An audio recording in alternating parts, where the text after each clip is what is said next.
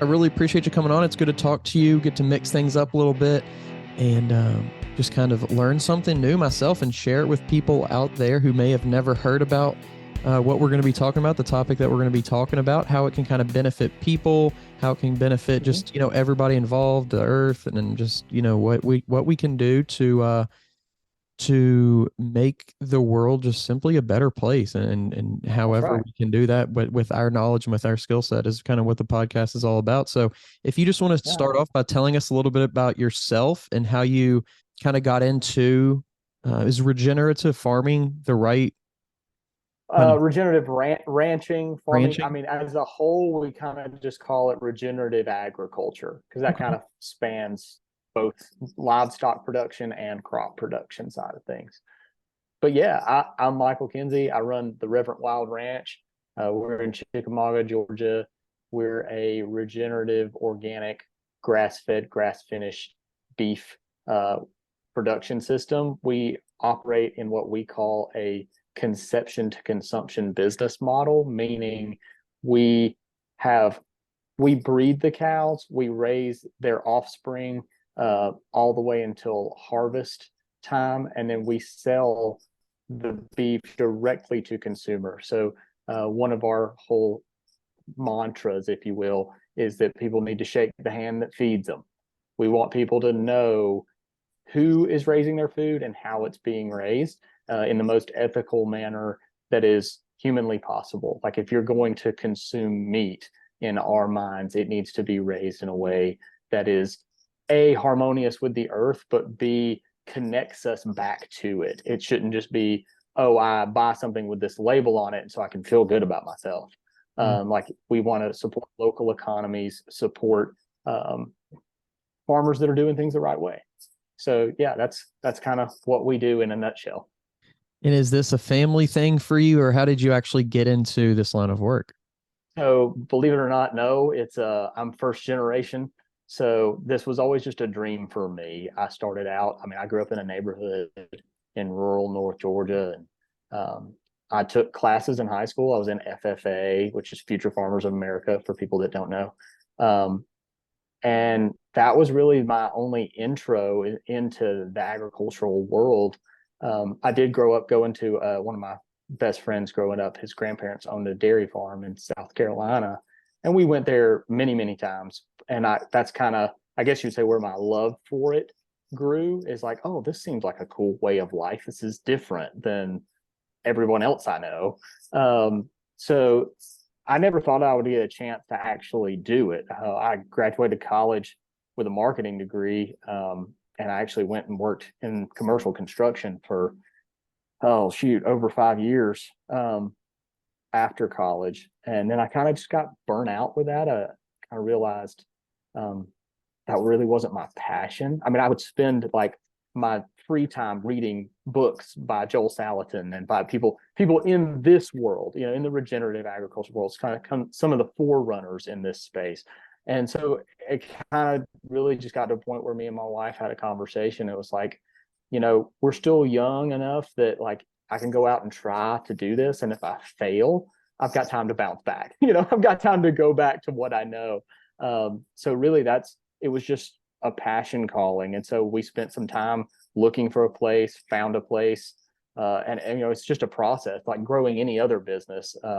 It's been a lot of really, really steep learning curves because I always tell people if you go out and start in almost any other business, you're not managing live things that look for excuses to die, run away, do like most of the time you pay employees to do jobs and you produce a product to sell to people and you're interfacing with customers.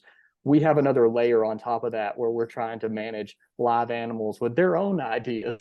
So anyway, yeah, that's kind of how I got into it. It was just one of those things where it's just always been a passion of mine, and just kind of went for it. So, just very interesting. I have a million different questions, and I'll try to Yeah, do my ask best away, to, man. to keep them in some sort of order. But I feel like just with the flowing that I have, it might be hard on this one. But That's okay. Streams of consciousness, just as they yeah. come, feed them out.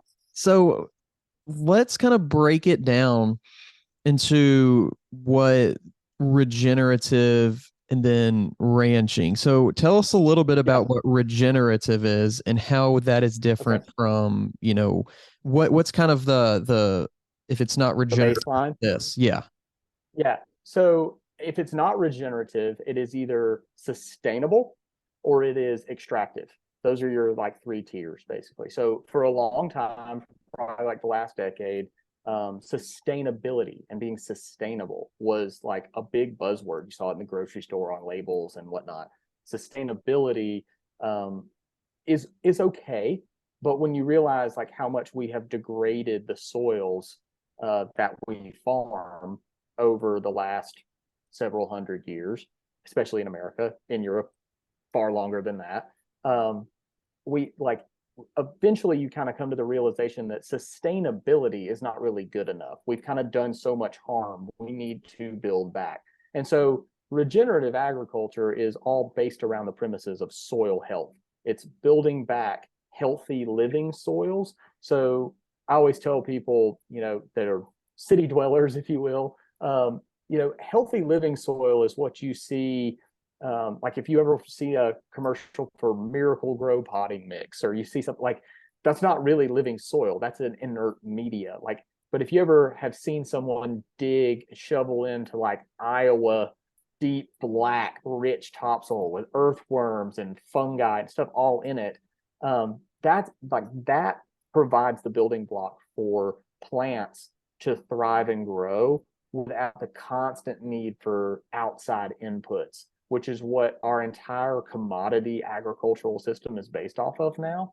So, like, for instance, if you drive across the Midwest, or pretty much all of the Midwest in this country, in the summertime, you will just see vast seas of nothing but corn or nothing but soybeans. And like that's called monocrop agriculture. And that's commodity based. And largely that is an extractive system whereby people are going out, good and well intentioned farmers. This is not like a dig on farmers. They're just doing what basically the academic system has told them to do for a very long time. Like, hey, you can get higher yields if you do this. We did a study that proves you can get more money per acre if you do this. So what we do kind of bucks that whole system in a lot of ways, but also like what the commodity system, so the vast majority of agriculture in this country does is it tills the ground, which destroys soil aggregate, and which is a fancy word for the structure of the soil. And then they go and they plant a single crop, and then they'll put nitrogen and other chemical fertilizers on top of that, which further decrease biological life in the soil. And then they'll come in and spray chemicals such as Roundup, which is just a brand name for glyphosate. On top of that, because the crop they're growing has been genetically engineered to resist and not die from that, but it kills everything else. And so you basically end up with a biological desert you have nice big green growing stands of crops, but that's the only thing alive there. Everything else is inert. Whereas our system seeks diversity and seeks to foster more and more life, because basically the building block model for regenerative ranching, especially because truly regenerative agriculture, even if you're in the crop production side, to be fully regenerative has to integrate livestock into the production model at some point. That's just kind of one of those industry specific things. But ultimately, regenerative ranching, we're seeking to mimic what nature's blueprint was. So before mankind, especially on this continent, came in and screwed everything up, basically by killing and burning and doing things like totally out of whack. Not all burning is bad. That's a little clip. We might want to exclude that. But basically, we cut down forests. We tilled up ground. We killed off all the bison and the elk herds and the passenger pigeons, and we kind of destroyed an ecosystem. And what we're trying to do, at least on a micro scale, on our particular piece of ground we manage, is we're trying to kind of go back to that as best we can. We want to mimic what the ecosystem and how it was functioning before we came and just domineered and imposed our will on it with a steel plow. So we're trying to move back towards nature's model. And so that's why like our ranch's phrase, if you will, is we're respectfully ranching in nature's image, because that's what we're trying to do. We're trying to implement nature's model instead of fighting against nature all the time. We're trying to embrace what she already was doing before we came here and tried to do something different. So is it just economics that's the pushback on that? Is it not as, not as profitable? Is it something that, or is it maybe a combination of things, maybe also not as much education or all, like you said, kind of the educational system is being pushed this way, and maybe it's being pushed that way due to, the bigger industry. So like, what is it that's It holding is. it back? I would say it's kind of a conglomerate of a lot of things. I would say definitely education being part of it, because I've talked to other local people, ranchers around here, cattle producers in particular, and they all we're in the old South here, so there's a lot of people that are just real set in their ways, think that what I'm doing is kind of kooky, and that's all well and good, but like when you start talking to them about like their input costs, and you start talking to them about like, well, have you noticed how the weather's been a little different over the last 10 years compared to when you were ranching 20, 30, 40 years ago? And you kind of start piecing these pieces together for them. And you can make a lot of inroads. So I do think education plays a large part of it, especially when you start talking to people about specifically soil health, because all farmers, regardless of how they're doing things, they all care about soil health because their livelihood depends on it.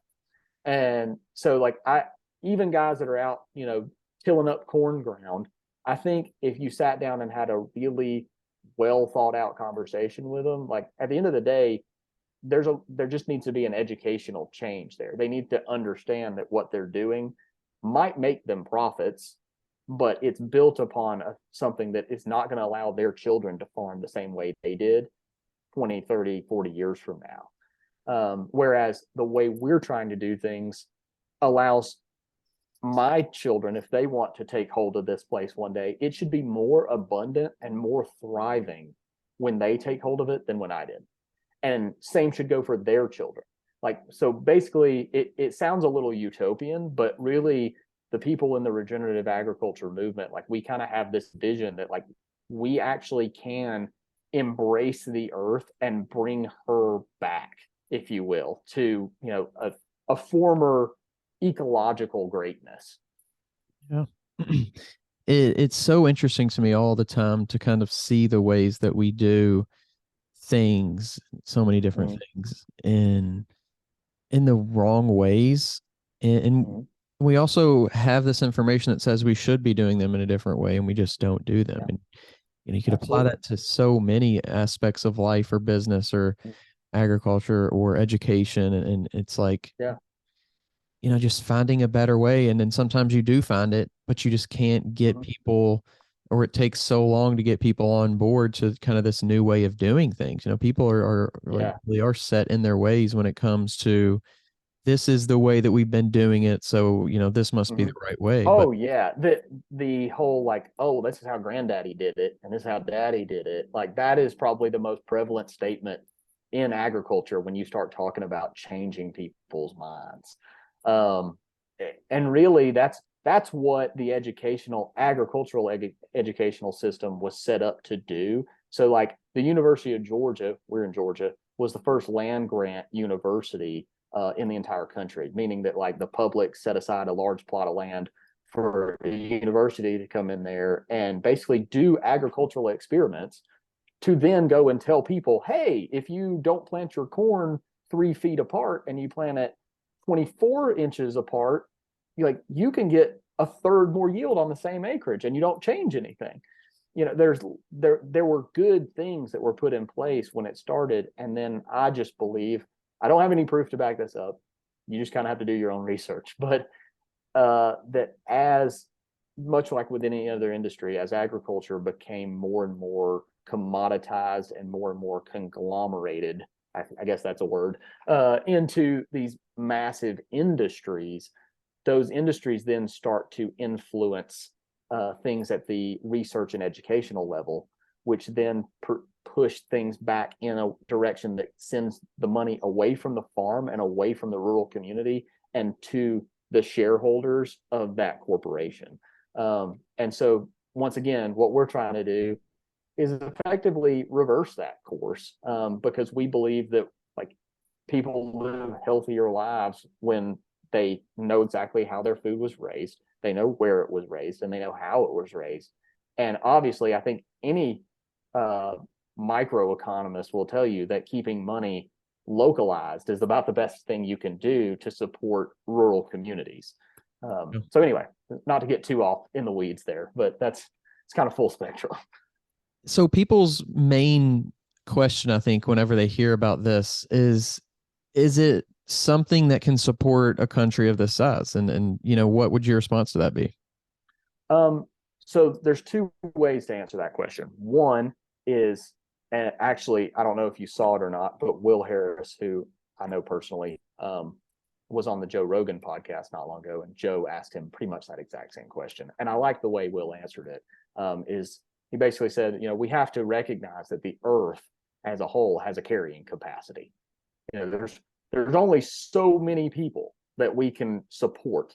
But if you're utilitarian about this, and I'm a big fan of a utilitarian thought, which is basically to serve the greatest number of people over the longest period of time. And with the way we're doing things, it's utilitarian. So as it stands right now, if you could wave a magic wand and make everybody just all of a sudden becomes a regenerative producer, yields would drop, because what we're doing takes time. It's not like you can start with an inert soil base, which is what a large part of our soils are. They've been basically raped for decades, if not centuries. So you can't just start with just think of it like this: a parking lot. If you're going to turn a parking lot into a garden, it's going to take you some time and it's going to take some work. Hilarious. So it's hilarious that you make that analogy, because in my personal life, I have seen that in action very recently. Yeah. Well, it's funny. Like, no, it's okay. I just really think it's important when people ask that question. It normally comes from a place of fear. It's like, oh my gosh, like we got to feed the world. In reality, world hunger exists because of logistical problems. We produce in America like vastly more calories than what we need as far as a country to sustain ourselves. So like, in terms of what do we need to feed? Do we need to feed the world? Do we need to feed our country? Do we need to feed our states, our counties, our communities? So like, we try to keep everything at the lowest common denominator. And so like for us, it's community focused. And that doesn't necessarily mean, within a 5-mile radius of our ranch. Communities now, because of a digital presence and the internet, like our communities can stretch. Like we can be a larger community and we can be regional. But we kind of have this thought that like we want to keep most of our hub of our business to be within an easy day's drive, because that's about as far as you can stretch it. But the tighter you can make that, the better. And so anyway, I don't want to once again get off in the weeds here, but to answer your question directly, no, we cannot feed the world this way if you wave a magic wand and all of a sudden just overnight everyone had to do it this way. The counter question is, can we continue to feed the world the way we're doing it indefinitely? And the answer is unequivocally no. Science backs that up. And I think most anybody who even doesn't believe in science will tell you, like, we just aren't really doing things in a sustainable way, to use that term sustainability, because everything we do is predicated on the petroleum industry and oil extraction and refinery and the byproducts of that. And it's so heavily based in that input structure that that's your weak link. If something happens to that, if oil all of a sudden becomes super expensive, or like we saw with Russia invading Ukraine, and now all of a sudden, I mean, obviously, I don't expect you to have kept up with this, but there was a point in time where it looked like A, there was going to be mass starvation this winter. B, farmers all around me, everywhere in this country, were paying 2 to 4 times for fertilizer what they were the previous year, Yeah. simply because of that one geopolitical conflict. So that kind of shows you how weak of a chain we've set up. Whereas the resilience of our system is it's vastly less dependent on those outside inputs. It's almost a self-sustaining model. Of course, still has some input to it, but nothing, I mean, orders of magnitude less than your conventional producer. Yeah, you mentioned that fertilizer cost. You mentioned, the gas prices and oil and things like that. And my dad actually owns a lawn and landscape business. He has for 40 Yeah. plus years. And he, Yeah. me being a part of that, I can, see what you're talking about. And I kind of have a firsthand on a very much smaller scale, obviously, than, Yeah. than farming, but it's crazy, what we saw this year in those prices, and what Absolutely. the suppliers are saying. Hey, we can't, there's like this much left in the world right now, and it's like, Mm-hmm. what does that mean for, for food Yeah. supply? What does that mean for the next year? Because obviously right now, that's what we think about as a people. Oh, what's going on right now? But for the Yeah. people who have to worry about tomorrow, Mm-hmm. it's something that I think about, and hopefully, we do figure things out. But as far as, Mm-hmm. you talked about kind of getting into the community and, you know, Mm-hmm. feeding the community. What do we think about as a community? Is it something that with regenerative, is it something, whether it's farming or ranching, is it something that we could potentially be effective at doing on a large scale if we moved away from from the shipping of all this, Mm-hmm. plotting in one area and shipping it's everywhere. If we had smaller Yeah. community based ranches and farms, Decentralized. and yeah, and in smaller, each Mm-hmm. corner in each state and Yeah. each whatever you want to call it, city is probably not the right Mm-hmm. area, but each, Yeah, local no, it's area. each township, each locality, if you will. So, like, Right. I I absolutely think yes, it as a whole, like if you take the 10,000 foot view as a whole, I personally believe our entire culture would benefit if we could take that decentralized food production model and implement it nationwide. Because all of a sudden, then our food supply chain, so like what we saw during the COVID lockdowns, like you could go to the grocery store and the entire meat aisle was empty. Like I remember going in at one point and it was beef jerky and Lunchables in the meat counter. That was it. Because we have built a supply chain that is so fragile. It can't hold up because we're doing exactly what you said. We ship everything to one area for a particular process, and then it goes back out for redistribution. Um, Produce production is almost worse because it's even more of an international deal. But yeah, like, well, actually, the beef thing is international too, because half of the beef you buy at the grocery store might have a little American flag on it, say product of the USA, and it's not because of legal things. They're allowed to do that.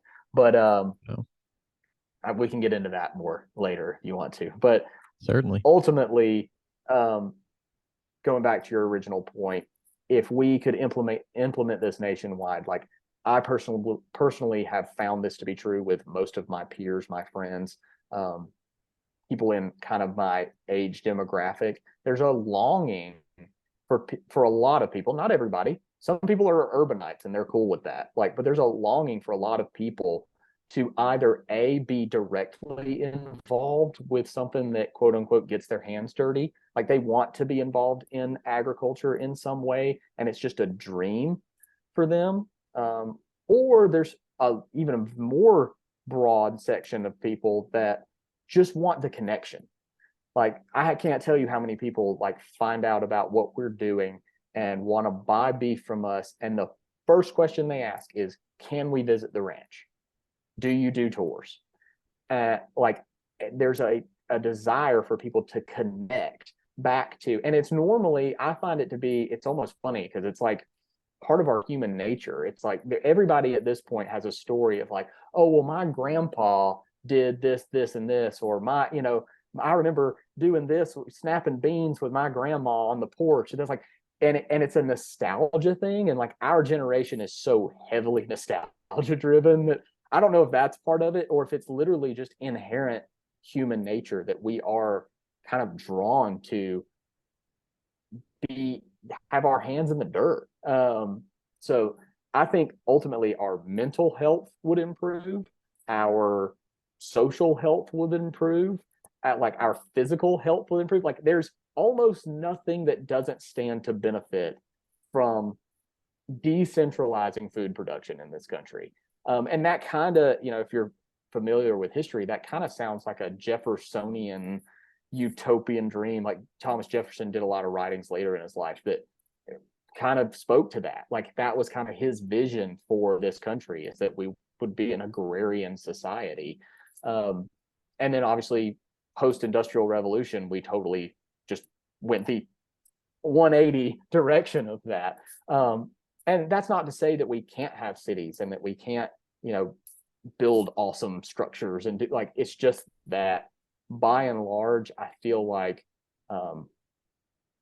we have gone away from what we were created to do, to put it bluntly. And I feel like there's a longing in the human soul to connect with the earth, whether that be to stand on a beach barefooted and take in the sun, or whether that be to, in my case, chase a cow that got off across a fence through the mud. And like there's just something about being in nature and connecting with it that I feel like does good for us. And I think to go on top of that, to take in the fruits of those labors and to eat real food that you participated in harvesting, whether single order or second order, like you had an active role in that.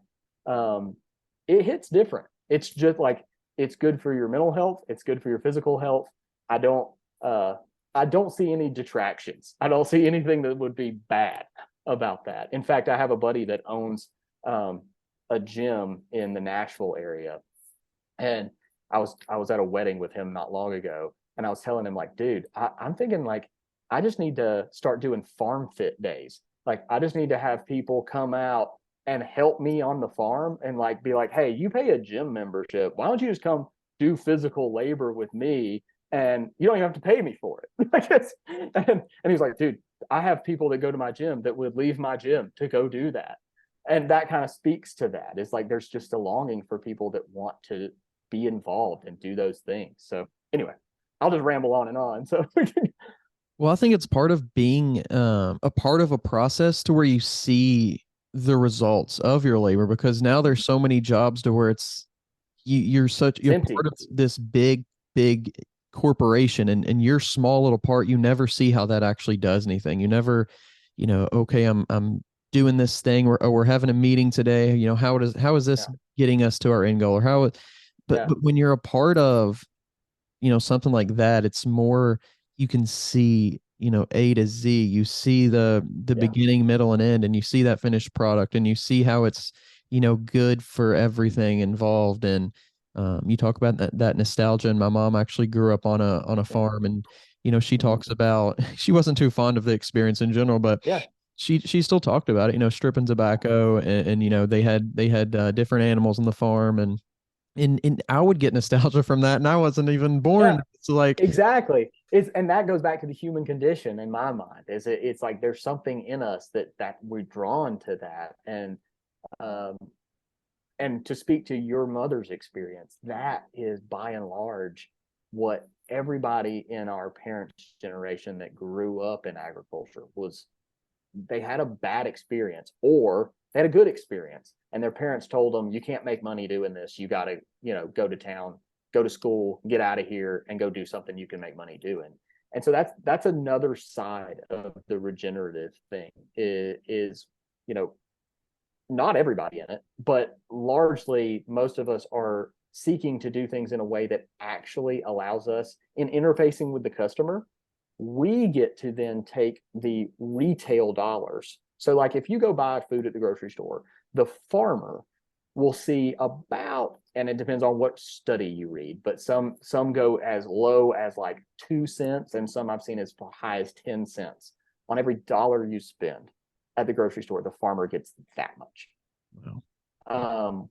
And so there's a lot of corporate structure between you and the farmer, and there's a reason that so many farmers are committing suicide and going broke and selling the farm year after year after year. Is this the system they're working under, or the paradigm they're in, is broken? The system they're in is rigged to pull money and extract money from them and push it to the top for corporate profit. Whereas in the regenerative model, and not every regenerative person sells direct to consumer, but in kind of the purist mentality of the movement,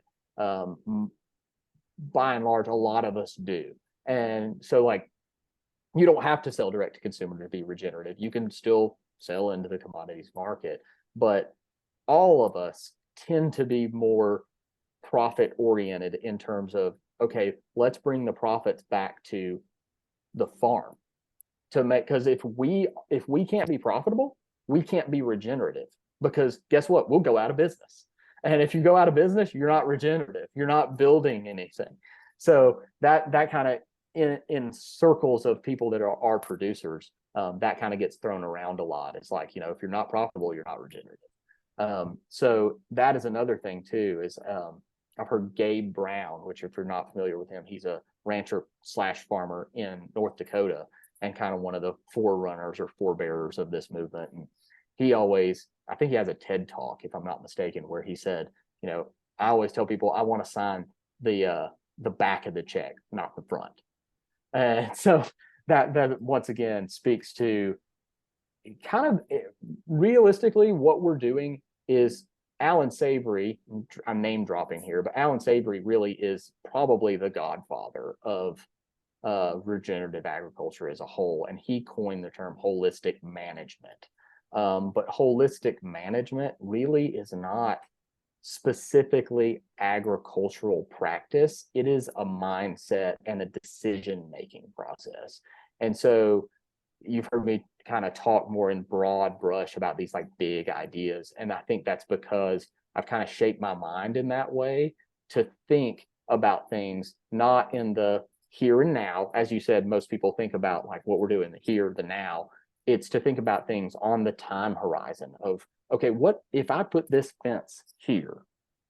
What's the chances that that fence stays there for the next 50 years? And is that really where a fence should be? Will it cause me more time, grief, and maintenance costs to put this fence here than it would be to put it there, or to not put it there at all and manage differently? Like, so there, it kind of almost is philosophy in a way, philosophy and art all kind of culminating together.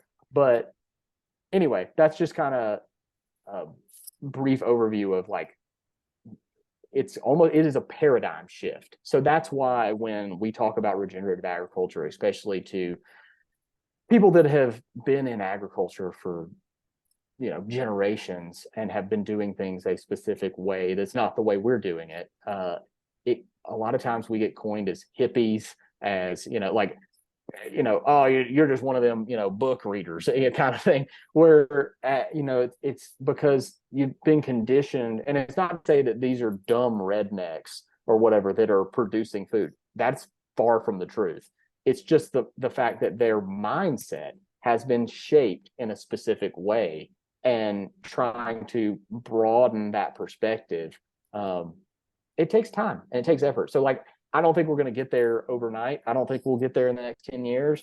I don't know if we'll even get there in the next 20 years, but I think hopefully before it's too late, we can convince enough people to not just set aside land for conservation practices, but because ultimately what most of those schemes in especially, and I'm speaking specifically to American agriculture, most conservation like happens, like there's huge land grabs basically going on in the West right now, where vastly rich people are going out and buying large tracts of land to set aside for conservation, which basically means, oh, you're an agricultural producer. Now nothing's going to come off of this land.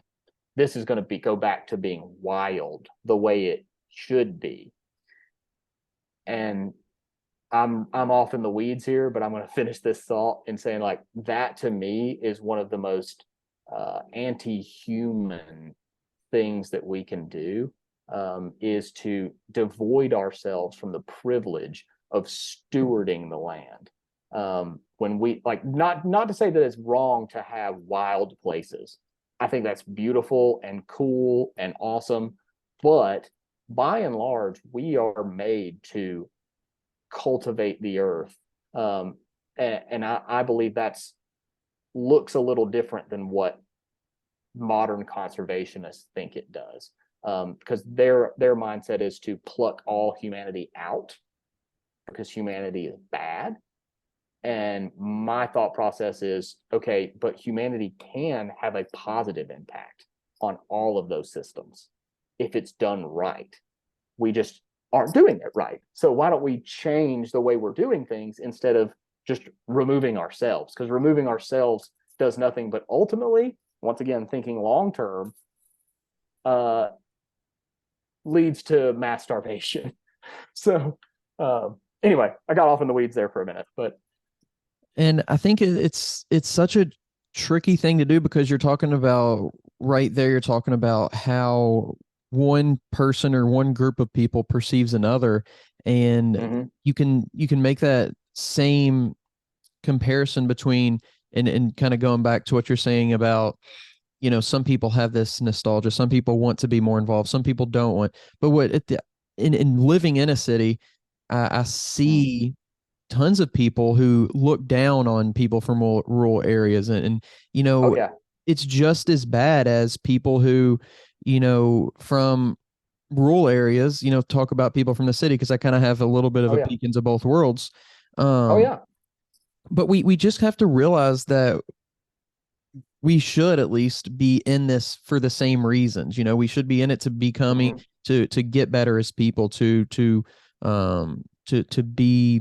Well, the reality is we're all participating in agriculture.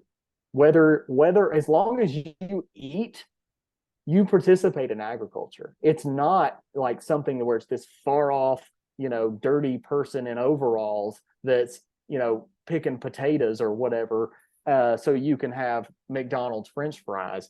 It like most of us, with very little effort, can support local regenerative agriculture.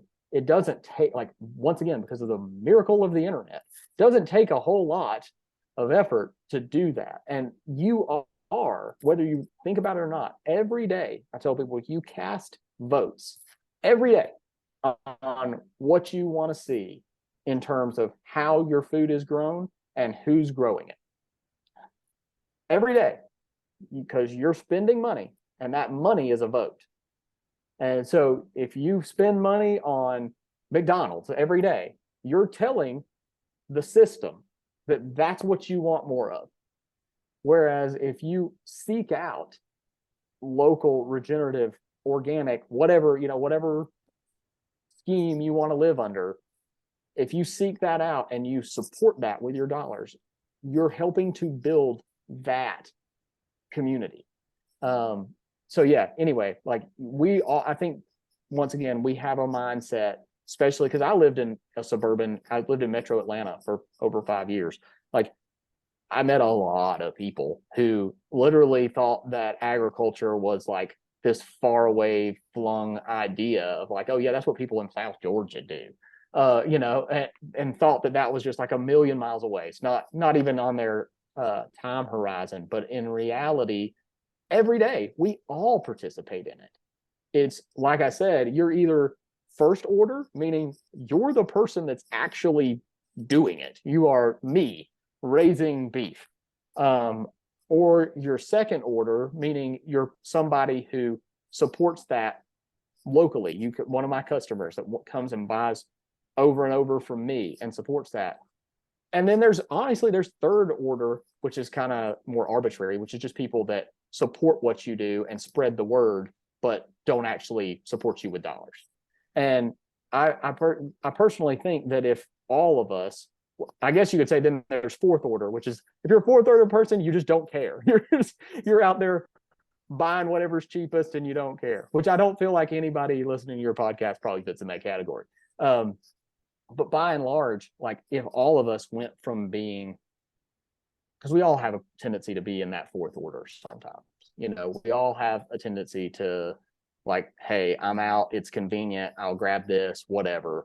And many of us live within budgetary constraints where it's like, I can't really afford to go out and buy, because like our beef, I make no bones about it. Our beef is expensive. It is more expensive than anything you're going to find in the grocery store, because the people that want to support us, I always tell people I don't sell beef, I sell trust.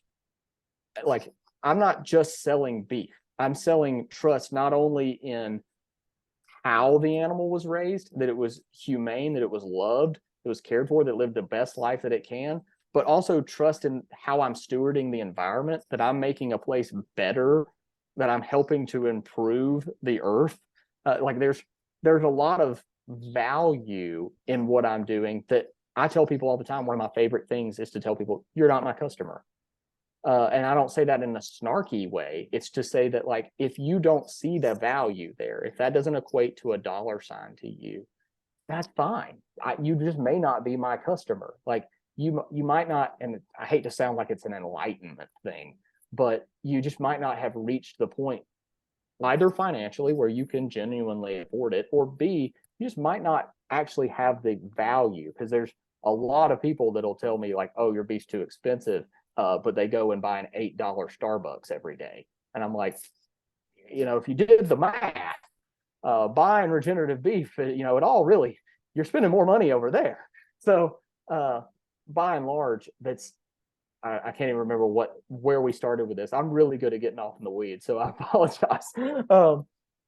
Ultimately, I think that, I remember, if everybody would just move from being basically just think about it in terms of consciousness, from being awareness and consciousness of how we consume, because we view our consumption as simply just a mechanism to stay alive.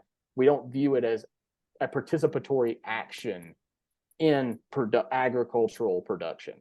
And if we started to be more aware of that and think more about how we can push those dollars away from corporate interests that really don't care about you as a consumer, they can care about their shareholders and making profits, and they'll do whatever, slap whatever label they need to on stuff to get that, and we're aware and conscious of like, how can I support actual farmers and actual ranchers and get a more healthy, more sustainable or regenerative product to boot. I think we would see massive amounts of improvement in almost every walk of our society. So when you talk about, your customers and you talk about supporting and buying from you specifically, does that look, what does that actually look like? Is that somebody driving to you? Is that you at, some type of market? Is that online? Hey, I place my order, you're going to deliver it. What does that look like? Yeah. So for us, and this is kind of ever evolving. So when we first started, I was so determined that I would never ship beef because I had no desire to add to the carbon footprint of my beef, to ship it out and to ship it to places where, I couldn't meet those people. Since then, and especially since COVID, things have changed so much in terms of, that was a really idealistic thought, but in practice, once again, if you're not profitable, you're not regenerative. And so like we kind of had to broaden our base there. So we've started shipping beef boxes now. but we still only do that in a regional sense. So I try to keep things, I always tell people my square is Nashville to Knoxville to Atlanta to Birmingham. That's kind of my square. I can ship beef outside of that. I will. I just prefer not to. But yeah, so we started out in kind of the traditional model, and most people aren't familiar with this unless you've lived in a rural area. But we were just selling half and whole beef. So that means like somebody would come to us and commit to buying half a cow after it was processed, and or a whole cow. And so they would stock their deep freezer and pull from that. We since have shifted away from that to now we're selling box beef or beef boxes, because we found that a lot of our customers or potential customers lived in urban areas that they didn't have a deep freezer, and they didn't have the space, and they didn't want to lay out thousands of dollars at one time for a whole bunch, for a year's supply of beef. So we shifted away. We still do half and whole beef, but we've now gone to 23 to 25 pound boxes of beef that we sell. But more so than that, I just launched, and sorry, I'm going to give it shameless plug here, because I've got some sitting on my desk, our beef chips. And so we were trying to figure out, like, how could we get a product that we could easily, cheaply, efficiently ship nationwide, that would be able to give people kind of the lowest barrier to entry to trying regeneratively raised, grass-fed, grass-finished organic beef. And it kind of started out as like, oh, we'll just make jerky. Who doesn't love beef jerky?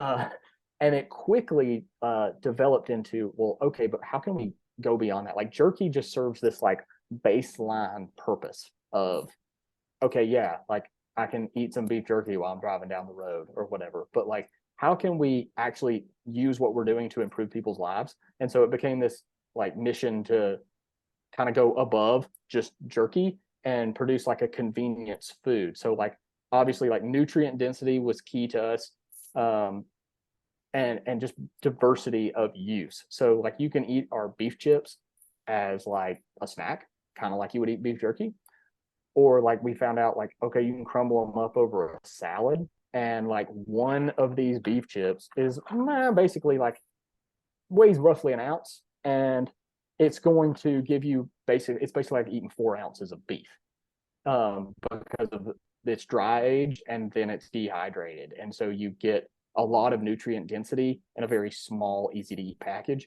But like, you can put them on a salad, you can crumble them up, put them in pasta, and the pasta, like the sauce, will rehydrate it a little bit, and it's almost just like, okay, I put ground beef in it, but I didn't have to cook it. And so like, we wanted to help improve like busy people's lives and their health, just to try to make things easier. So that's kind of my latest thing, and I literally just started producing these like less than a month ago.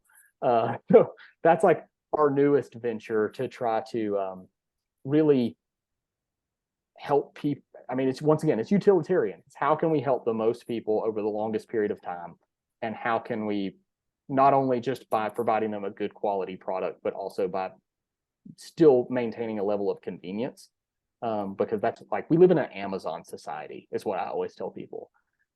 People are used to they want what they want, and they want it right now, and that's really hard in the agricultural space, because like, okay, you might want my beef, right? But that doesn't mean that I have just like a whole cow sitting over here, just like, and I can snap my fingers and it's just packaged up, ready to ship to you beef. Like, there's a time factor in what we do. And I think that's kind of part of the art of it. We oftentimes, I talk to other producers and I'll say, like, what we do is largely an art. Like, there's a lot of science, but it's largely an art. And I think the more people come to perceive it as that, the more they start to see me as an artist, and this land is my canvas.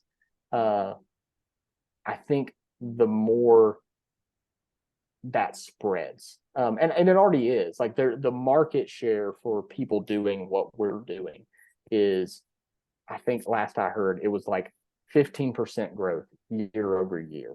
And that's been over like the last 5 years. So obviously there's a blistering demand for this kind of product. I just think that, and I'm not speaking specifically to like the beef chips. I'm talking about regeneratively raised beef and pork and lamb meats. And so I think that is one of the things that leads us to the more people, A, that we can fill their bellies with this kind of product, and but B, open their eyes to the differences.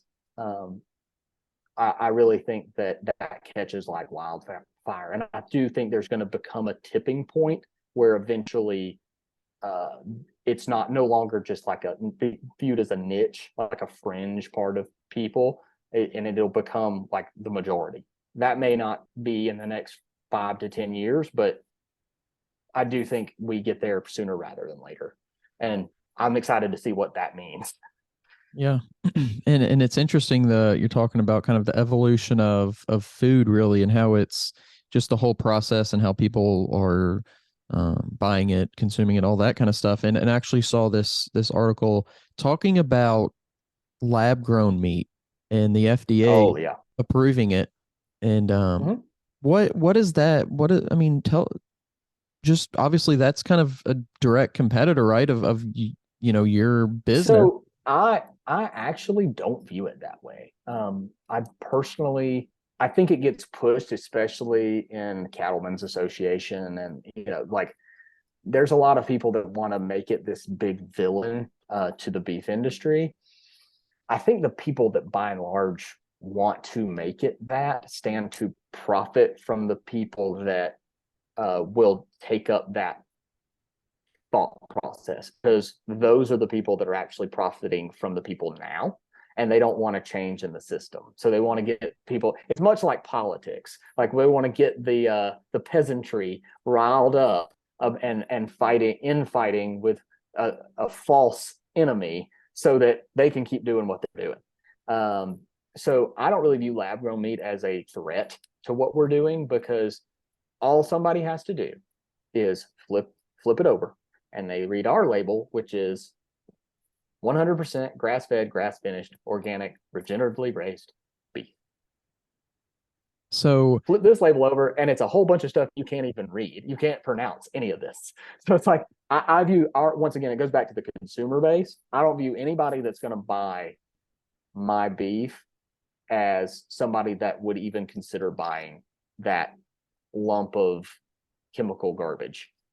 This episode is sponsored by Fountain TRT.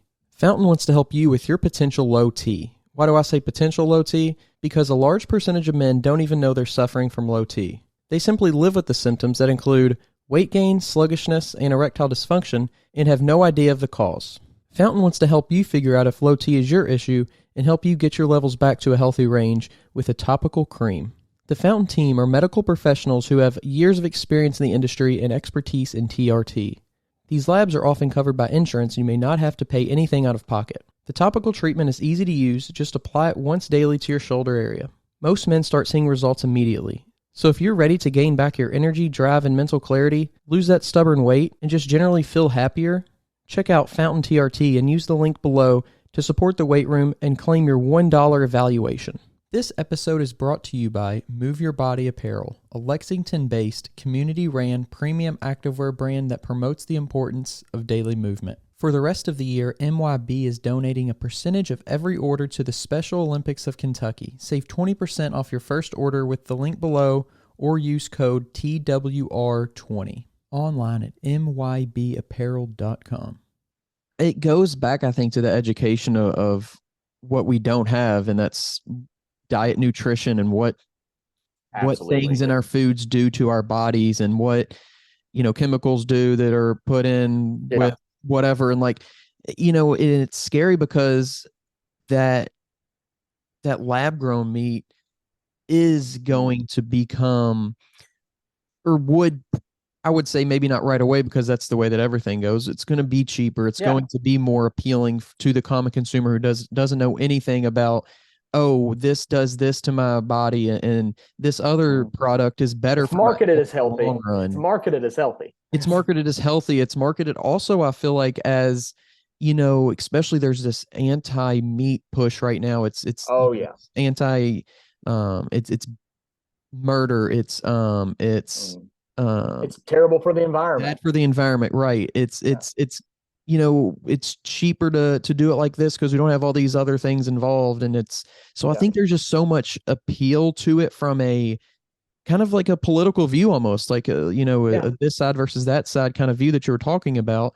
And I just think we have to be able to, and whether it's meat or any other food, we have to be able to teach Yeah. and honestly teach, because it feels like we're being influenced by, whatever you want to call it, Yeah. from a very young age, to not teach kids what's good for them and what's not good for them. Yeah. I would say that you speak to nutrition and education. It's like we aren't taught at all. Like I remember being in school, we were taught the food pyramid.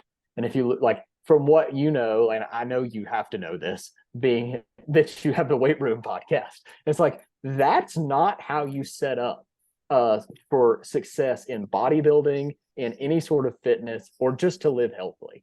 Right. Like we have got to get back to a mindset of like what is actual nutrition, and that speaks to also nutrient density. So like there's been studies done, like I know one specifically that said apples, like okay, if you eat an apple today, the apple your grandmother ate in the 50s had like 14 times or like 10 times as much nutritive value as the apple you're eating today. Well, Largely, that's in part to what we have done to our soils through improper agricultural practices. Um, so I think I probably didn't lay this out enough, just because this kind of sparked in my mind when you said cows are bad for the environment. Um, that has been a narrative for well over a decade, that cow farts are destroying the environment, and that the CO2 emissions and the methane and all of this. Um, I think people don't understand the amount of animal life that was present on this continent before colonization. Like the amount of bison, elk, deer, uh, avian life, passenger pigeons, like there are records in this area of early settlement when people came in and there were passenger pigeon flocks that blocked out the sun for 3 days. And when they left, there was no limbs left on the trees, and there was 6 inches of pigeon poop all over the ground. Like we do not really understand what this ecosystem function was and the amount of animal impact that happened here. But when you understand this from a standpoint of soil production, basically, if you look at it like this, every year we go out, and say we, colloquial we as a country, go out and we till up farm ground. We plant seeds, we grow a crop, we harvest that crop and carry it away. We take the nutrients that were there present in the soil that didn't wash away from erosion, because that's a huge problem, because we tilled all that soil up and now it's just exposed. But we then take what was produced there and we take all of it away. And then we do that year over year over year. So we have to constantly go back and put in and put in and put in. Whereas what we're doing, the reason our cattle are not bad for the environment is because the way we graze, we're always moving our animals to fresh grass and always allowing the grass that they just grazed the longest possible recovery period that we can give it. And what that does is that mimics what the bison were doing here on a macro scale. And what that does is that actually puts carbon through the plant roots back down into the soil where it can be stored for a very long time. Like that is the carbon sink that we need. It's not like some manufactured process that sells people in the tech world. Like we have all the biotechnology we need right under our feet. It just has to be managed the right way. And so, like, I know Will Harris talked about this on the Joe Rogan podcast as well, because he's actually had studies done at his place that prove that for every pound of beef they produce regeneratively, I think it's like 3 pounds of carbon dioxide is put into the soil. So they are carbon negative. I would say anybody that's truly regenerative is carbon negative. And that means, like, we're not just neutral. We're not just like sustaining what we are. We are actually helping to improve the planet. Like, day in and day out, we are drawing in more carbon than we're producing. And we're in the process of that, though. The beautiful part of that is we're not just helping to reverse climate change or whatever, or draw carbon out of the air. We are rebuilding the soils. So all those soils that have been raped and pillaged for decades and centuries, like, we're actually growing topsoil. And like, that's something that you were taught probably in natural sciences class in high school, that like, oh, it takes hundreds of years to grow, a teeny millimeter of topsoil. And the reality is that's just not true. With proper management, like, we can grow. Gabe Brown, who I already mentioned previously, has proven like he can grow a half an inch of topsoil in under 10 years just with regenerative practices. And like, I don't know the math, but I can't even imagine how much pounds of carbon dioxide are stored in half an inch of topsoil. So the thought of actually reversing climate change, and this is if you buy into man-made climate change. Some people do, some people don't. I don't really honestly know where I fit in, but I do know the climate's changing. And I know that I want to be able to say I did everything I could to heal the earth, whether it's climate change or like that's from a man-made perspective, or whether it's just, hey, we noticed that what we were doing was causing mass erosion and we were, depleting our soils. That alone isn't enough for me to support a regenerative movement, because I want to leave this place better than I found it. So anyway, that's my spiel on that. Cows are good for the environment. It's not the cow, it's the how.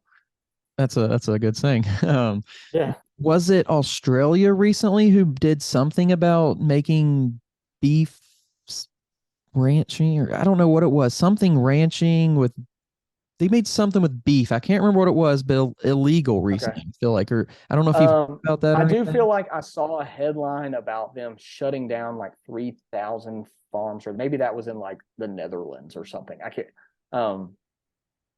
Honestly, there's so much news that comes out every day now. I can't even consume it all. But that is happening. Like, there are certain countries. I can't remember if it was the Netherlands or Denmark, somewhere in Europe. I know, just because I saw the headline, it's like 3,000 farms they were going to or ranches they were going to close them down because of this, because cows are bad for the environment.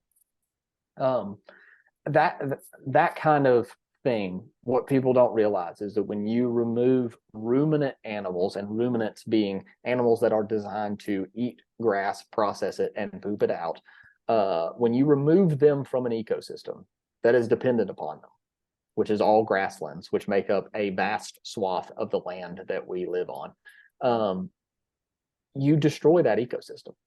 Like, they are a keystone species to keep that driver. So like here where I live, in North Georgia, if we removed all the cows from our pastures and we didn't go out there and mow it, we just removed the cows, within probably 12 to 15 years, every ounce of pasture we have would be a young early succession forest. And that's not to say, see, this is where it goes back to what I was talking about with conservationists, is like, they have this mindset that like, oh, that's what naturally happens if you remove this, non-native species. That's the way it should be.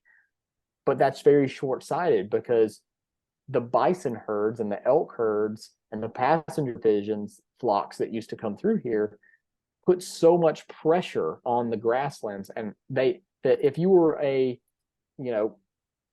say like a persimmon tree sprout trying to come up and you had a million bison run over you, you didn't make it, uh, because your root is this long. It might be 6 inches in the ground, whereas the native grasses around you that thrive under that, their root structure may be 12 feet in the ground. So like they can bounce back and recover very quickly and shade you out, outcompete you, and you're done. So this area actually historically was what they call an oak savanna, meaning that it was dappled with oak and chestnut trees, but mainly grassland.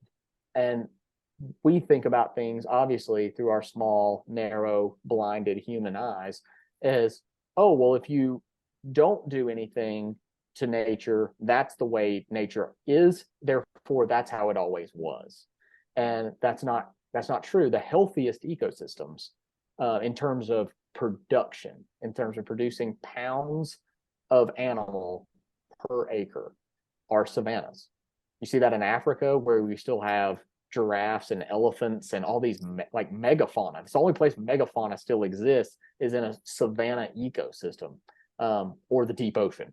So, but that goes to show you, like, we have to have a mindset change, and that kind of goes back to the first thing we talked about, which is like that starts at the educational level. And without that, both on the production side of things and on the consumer side of things, because I personally believe if the consumer doesn't know why it's important, or what, like, then they have no concept of giving a value to that. They just say, oh, that's just how it's supposed to be done. Okay. Because that's kind of where a lot of people have been trained their brains to live, in the, like, I don't have the bandwidth to think about this. So anyway, that's once again another soapbox of mine. I'm really good at getting on soapbox.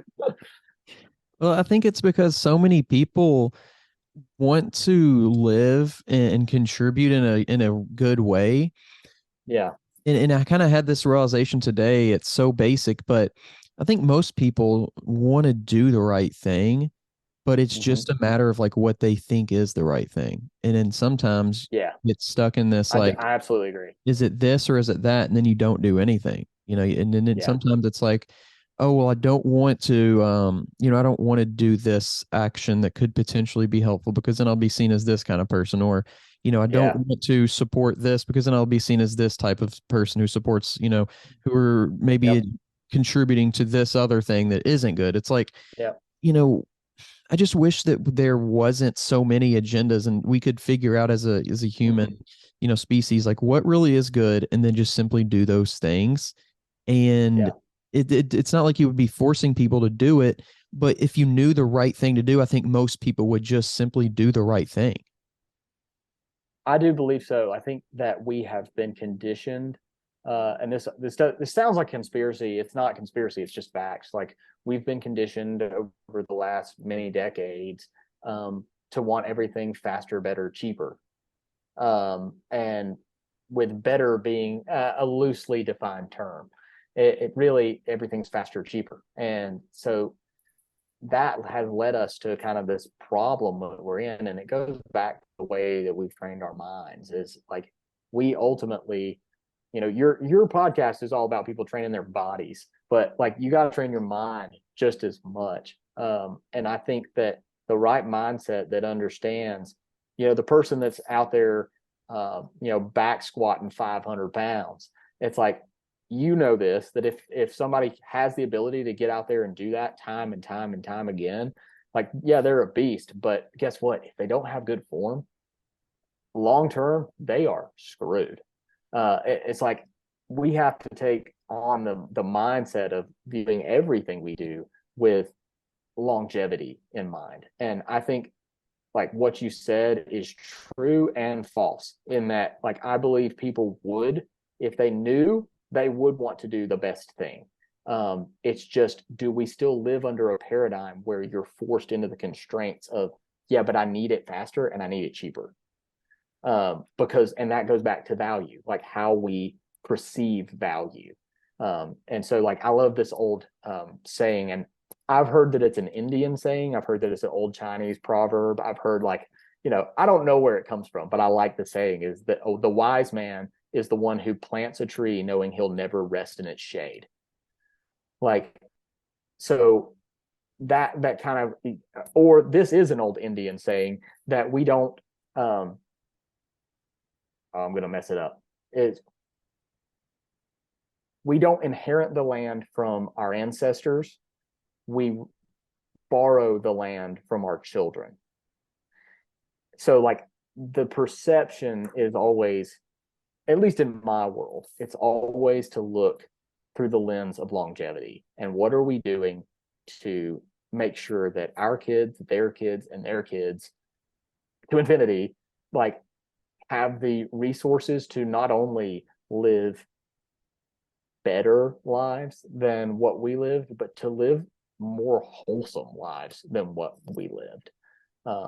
I think that's quality is one of those things we don't really focus on too much. Like we have this quantitative mindset in this country that's all about how much more can we accumulate, right? It's all about like, oh, well, what's that number in your bank account or your 401k, or, you know, what kind of car are you driving, and what, like, in terms of our thoughts towards inheritance is very much it's quantitative. It's not as much qualitative because we think that those things equate to quality. And I think what anybody who's done any small fraction of research realizes that anybody that wins a lottery typically ends up broke, because, or they're miserable, or they even go as far as to commit suicide, because quantity does not equate to quality. And we have to be far more focused on providing quality as well as keeping up with quantity in the agricultural production side. So like for us, I'm going to once again jump off into the deep end of another rabbit trail here, but like you may have seen this on my website, you may not have. I wouldn't blame you if you didn't. But one of the reasons we kind of got started doing what we're doing is my wife was diagnosed with an autoimmune disease. And, you know, me being passionate about what I was passionate about in regenerative agriculture, I saw that as an outlet to potentially help her and get her the most nutrient dense, healthy food that I possibly could, and by raising it ourselves. And like, I'm super proud to stand up and say that, like, you know, she's off of all of her medications that she was told she'd be on the rest of her life. And she's healthier today than definitely than when she was on all those medications and stuff. So like, you know, it's one of those things where I don't stand up and say that like, oh, my beef cures cancer or anything like that. But I can say honestly that through my own and my wife's own life experience is that living, you know, whether you live this way or not, you know, whether you move out to a farm or not, that's kind of a little bit out there, but definitely in diet change and eating beef that is respectful, and not just beef, but every pork, poultry, whatever, eating, and fruits and vegetables, like selecting and eating as locally, organically, and regeneratively as you can, because regenerative foods do tend to have higher nutrient densities because they're grown in living soils. And what living soils, the biological activity that's going on in those soils, the fungus, the bacteria, allows like little tiny bits of rock and other things, that aggregates that make up the soil, to be extracted into bioavailable minerals to get taken up into the plants in the forms of nutrients. Whereas if you're just growing in an inert soil media that's been sprayed to death, what that plant gets taken up is what you feed it.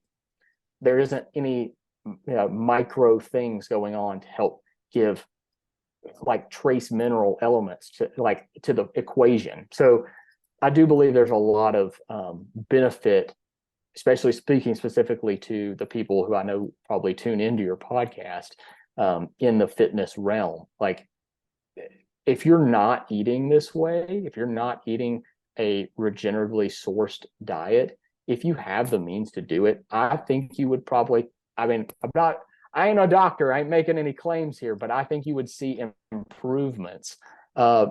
Maybe not necessarily to your gains, but possibly, but I think you would see improvements to your overall health. Yeah. It's hard to, it's really hard to argue that just simply by knowing a little bit about how food works and just because something looks like something else doesn't mean it's the same thing. I think that's Absolutely. common misnomer. Definitely. And like, I know I have buddies who are in the fitness world, and I know the chicken, rice, broccoli diet, like just hammering it, and like that's all well and good. But I think we've also learned that like if you have a specific goal and you're trying to get there and that'll get you there, that's great. But long term, like you need variation in your diet. And another reason I know a lot of people that I've talked to that are now my customers have said, like, well, the doctor told me I shouldn't eat, I don't need to cut out red meat. And like I tell everybody that my beef, speaking specifically from my experience, if I I ate a 16-ounce feedlot raised, go to Walmart or wherever and buy the best steak I can get, 16-ounce ribeye, and I cook it up and I eat it, I'm going to be like a blob on the couch for like the next couple hours. I'm probably going to feel a little sick, not because that is bad, not because meat's evil, it's because that animal was living in a way that its sole purpose was to get fat.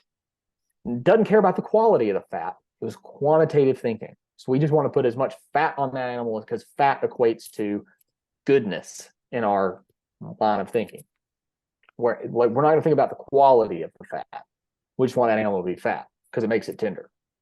Whereas if you eat the fat off of, finish this thought. If I eat a 16-ounce ribeye that's mine, it's raised from one of my animals, I could go and run a 5K, and I'd be fine. It literally, like my wife said, the first time she ever ate our beef that we raised, she said, if I didn't know where this came from, I'd still be asking, what is different about this? Because I feel different. And so I tell people it wakes up your lizard brain, like the deep root, like self-human part of you that lives in your subconscious. Like it kind of makes you like go, what like your body recognizes this solely as nutrient food. Like, and that I think is something that once again, people in the fitness world, once your brain wakes up to that, I think there's no going back because once again, you don't get that drawdown. And I think that's why so many people in the fitness world are drawn to white meat, chicken, because your body has a tendency to not slow down because there's no fat in it. But guess what? Good fat, healthy fat feeds your brain. And it feeds a lot of systems in your body besides just your brain. Like healthy fat is good.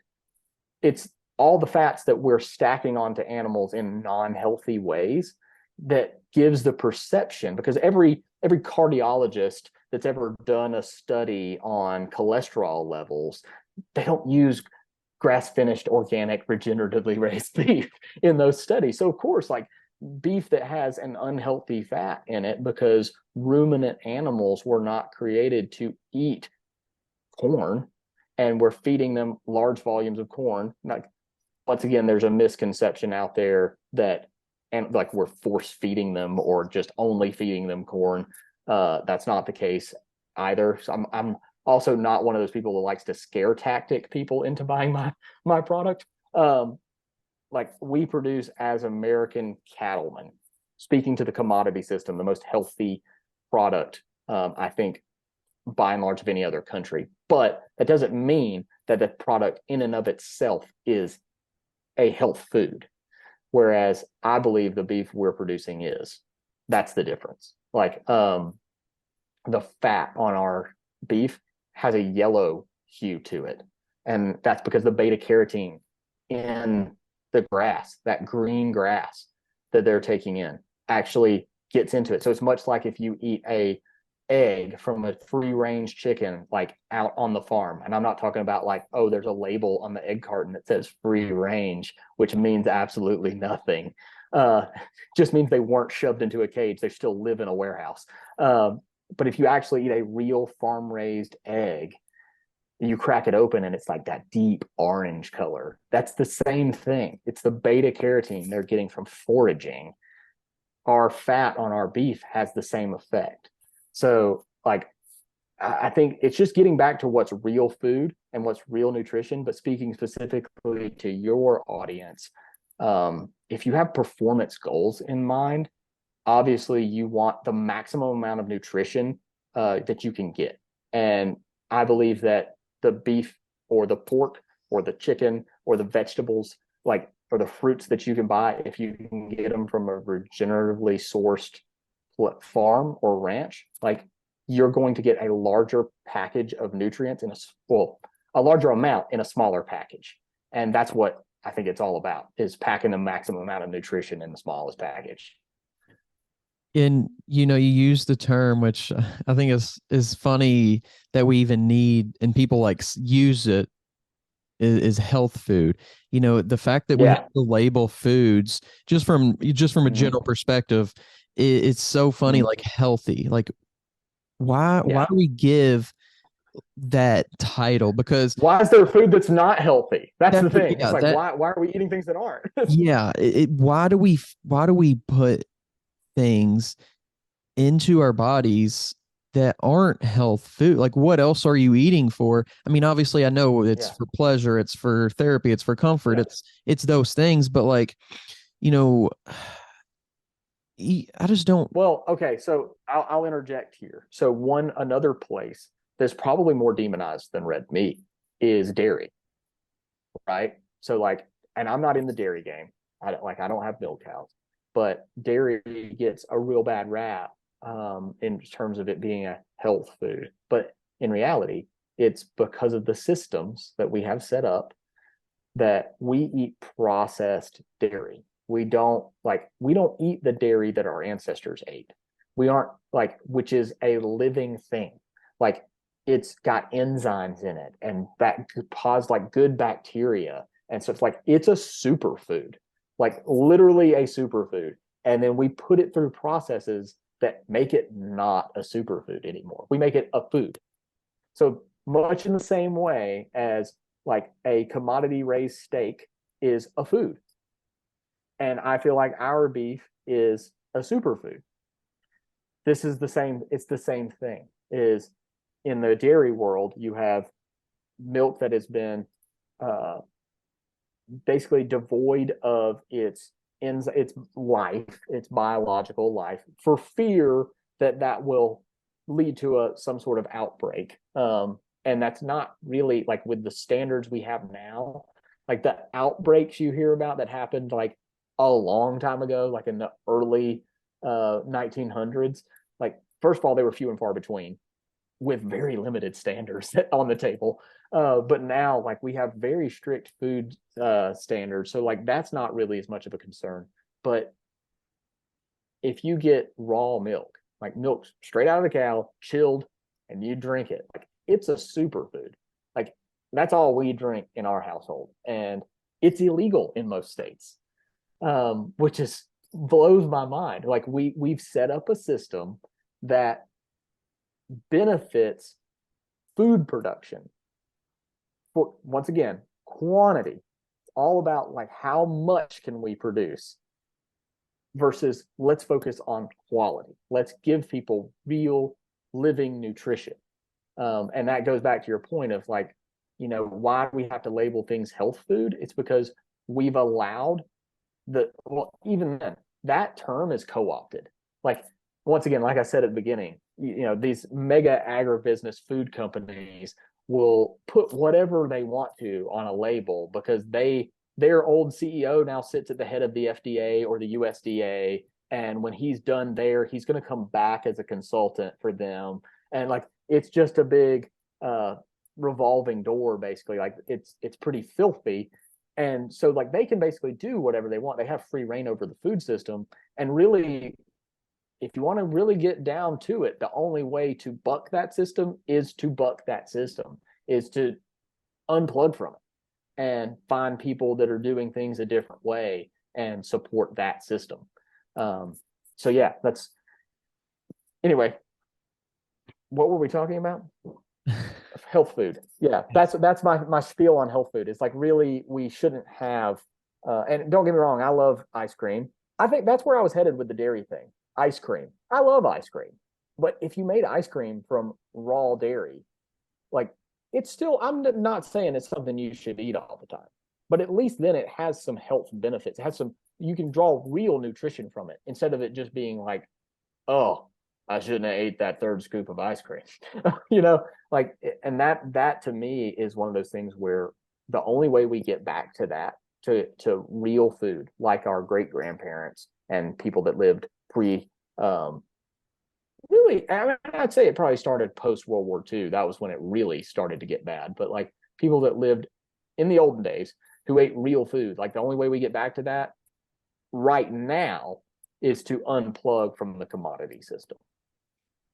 So if we don't unplug from that system, if we don't change our ways in some way, whatever that way may be, does the future continue to go in the direction of, or at least in your opinion, do you think it goes in the direction of like the lab grown and the things you kind of see on super, on the Yeah. futuristic movies of getting, your daily whatever, or like Well, maybe like a it's pill not. I or mean, whatever? honestly, I mean, you don't have to go down the rabbit hole very far to hear people like Klaus Schwab with the World Economic Forum like talk about he wants people to eat bugs because it's better, supposedly better for the environment. And something tells me he'd still be eating a steak. Um, like it's very much that's the path we're on. Like we kind of, I always tell people like we kind of made our bed and we sort of have to lay in it unless you jump out of the bed and run out of the burning house. Like, and that's really the options you're left with at this point. I do think that good positive inroads are being made and can be made to change our food system as a whole, but ultimately there's no profit in decentralization. Like if you, so I'm going to pick on a random company, just say like Tyson or Cargill, or like, which is two of the biggest beef packers in the country, or JBS or National Beef, who are both Brazilian companies, but also massive. So those four companies make up 85% of the beef packing in our entire country. That's basically like a four-way monopoly. But anyway, like if you just take those companies, like their vertical integration and their size is what leads them to be massively profitable companies. If all of a sudden now, instead of shipping your beef to a feedlot that has 100,000 head of cattle in it and is God knows how many acres and pollutes the water all around it, and or whatever, I'm not going to throw too many stones here, but like ultimately they those cows live for X amount of time before slaughter in this feedlot before they go right next door to a massive kill plant that's killing tens of thousands of animals in some cases a day, and then shipping all that beef out to different various suppliers and wholesalers and retailers.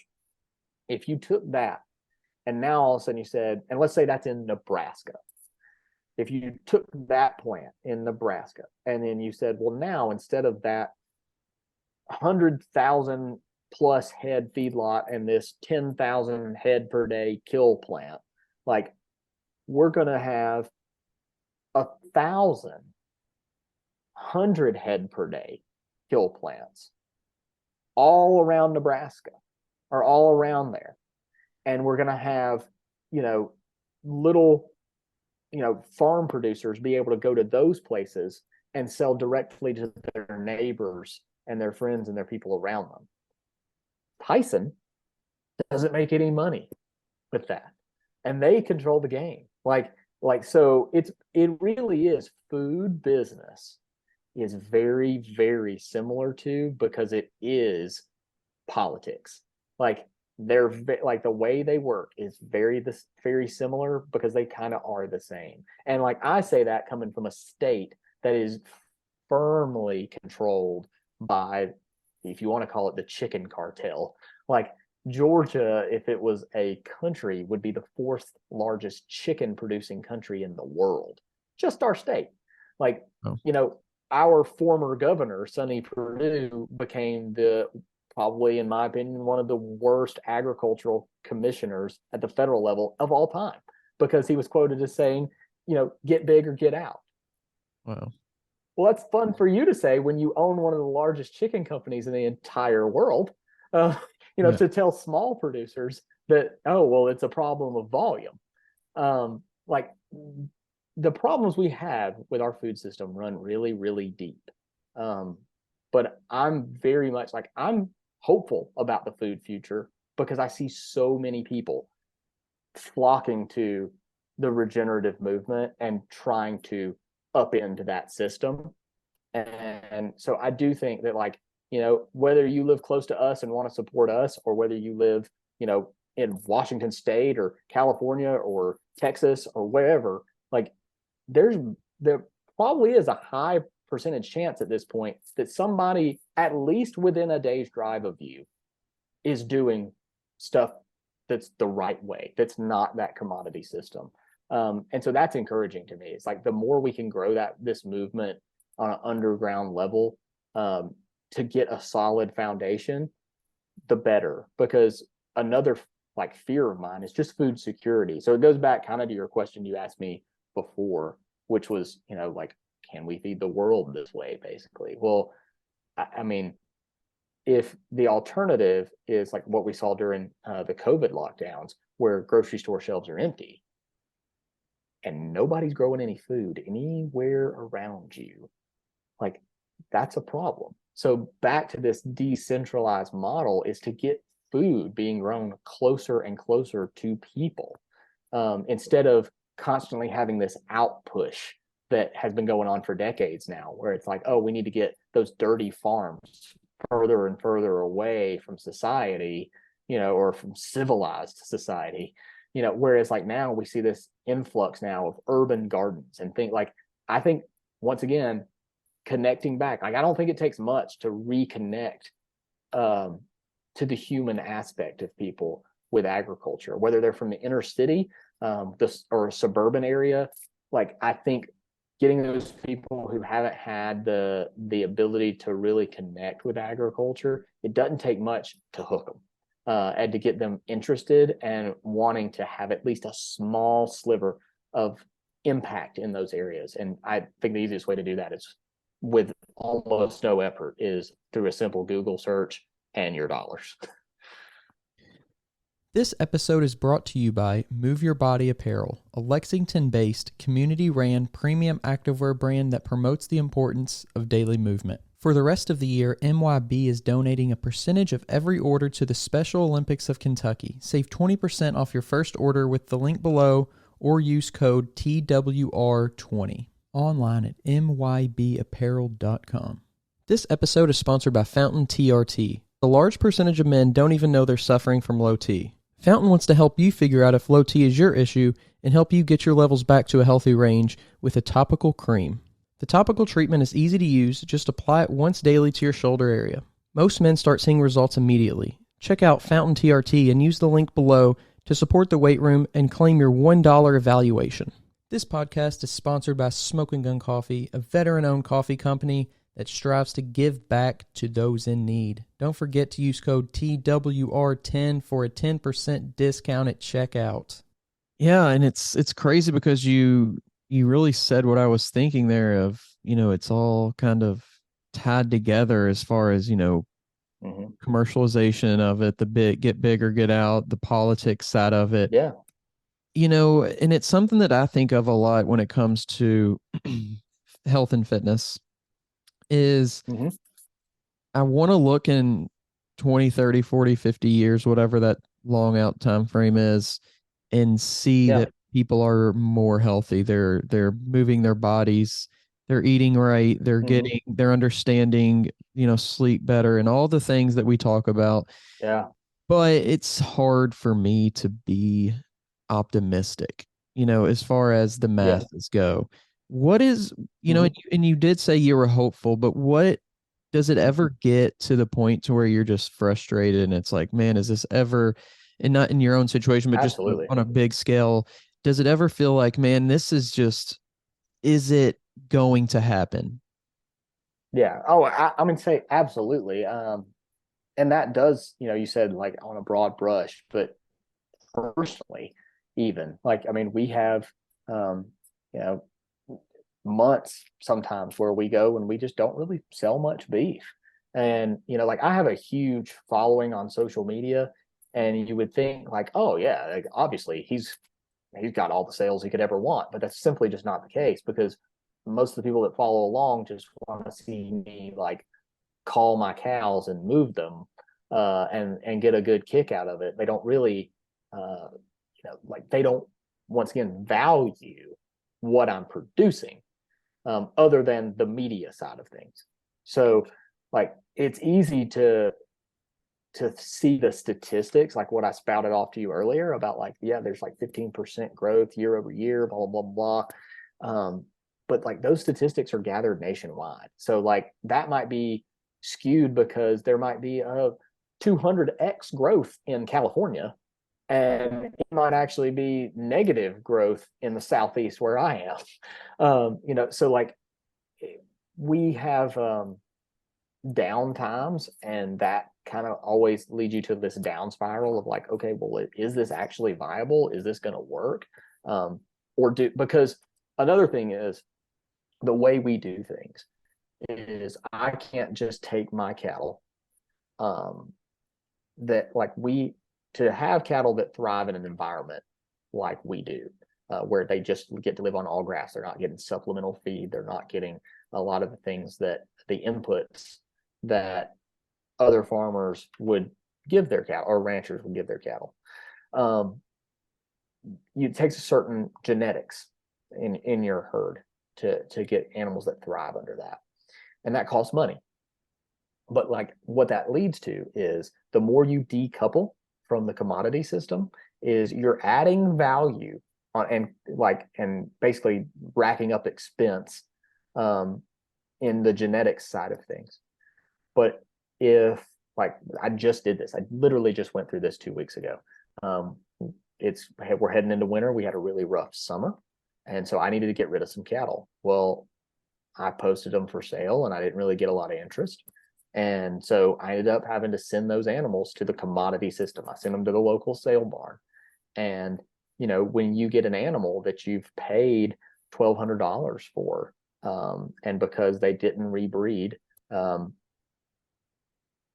you end up selling them through the commodity system. That animal now that is grass-fed, organic, regeneratively raised, like it has done everything it needs to do besides produce offspring.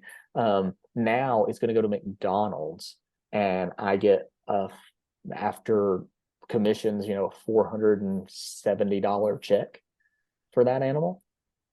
Like it makes you realize like how much, once again, these big agribusiness companies that are buying these to ship to McDonald's and Wendy's, and they get to capitalize on the hardships of the American farmer and rancher. Like that they profit off of it because they can come in and buy those animals on the cheap, and they'll resell them for big dollars, even if it's cheap. And that, like, this is one thing I talk about with other ranchers too. And I'm sorry, I'm diverting a little bit, but I kind of brought this up earlier. Is if American beef becomes too expensive. So, like, for instance, if those cattle that I sold don't re-enter they don't go to another farmer doesn't buy them, and they go into the beef supply chain, it's highly likely that the beef from those animals will be shipped overseas, because Japan, a lot of countries in Europe, and China will pay more money for American beef than American consumers will, because we have been conditioned to cheaper, faster. And that means that Tyson or Cargill or National Beef or JBS import Brazilian, Mexican, Canadian, Australian, Namibian. I mean, literally, to pick a country, they'll import beef from any country that is cheaper to produce from a regulatory and from a labor standpoint. They will import that beef, put it through a grinder here in the US, and sell it with a little American flag on it that says product to the USA, because it was packaged here, because under the Obama administration in 2015, they revoked the MCOOL law, which is mandatory country of origin labeling. So now those companies have free reign as long as they package a product here. It's now a product of the USA. So they can give American consumers cheap beef, which is what they've been conditioned to want. Is they want that, you know, $2.99 a pound ground chuck. And as long as they see that little American flag on it, they think they've done, you know, like they actually, because I do think genuinely a lot of American consumers have like a thought of, I want to do my part to help American ranchers, you know, I'm buying an American product. Yeah. And they don't realize the wool's been pulled over their eyes. And these foreign countries will buy our beef because, like I said, it is probably the top quality beef of any beef produced anywhere. They'll pay for it, but American producers won't, or consumers won't. And the big agribusiness corporations have figured out how to profit on that. And what that ultimately does is it just drives the price down on American beef, because American consumers have the most disposable income to actually splurge, to spend. I mean, I know times are hard right now, but we still, as a country, have the most disposable income to spend on our beef. And a lot of people think they're buying our beef, but they're not. So, like, you know, China might buy, by and large, a lot of our beef. But they might, when I say they're willing to pay more for it, I'm talking about cents on a pound, you know, and that's enough, that they've got enough margin in that at volume to move mass quantities of it. So ultimately what happens is, by having these mass imports of beef, of cheap beef, it drives the price that the commodity rancher gets in America down to the point where we can't compete. And so basically the only person that's getting extracted from, that's losing in this game, is the American rancher. So yeah, there you go. I'll jump off that soapbox now.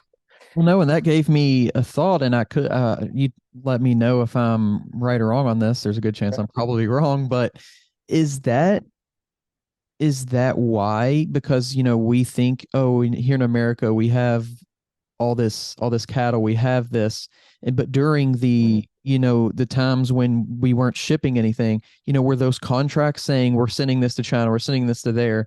Is that why we couldn't send our own beef to our own stores here in America?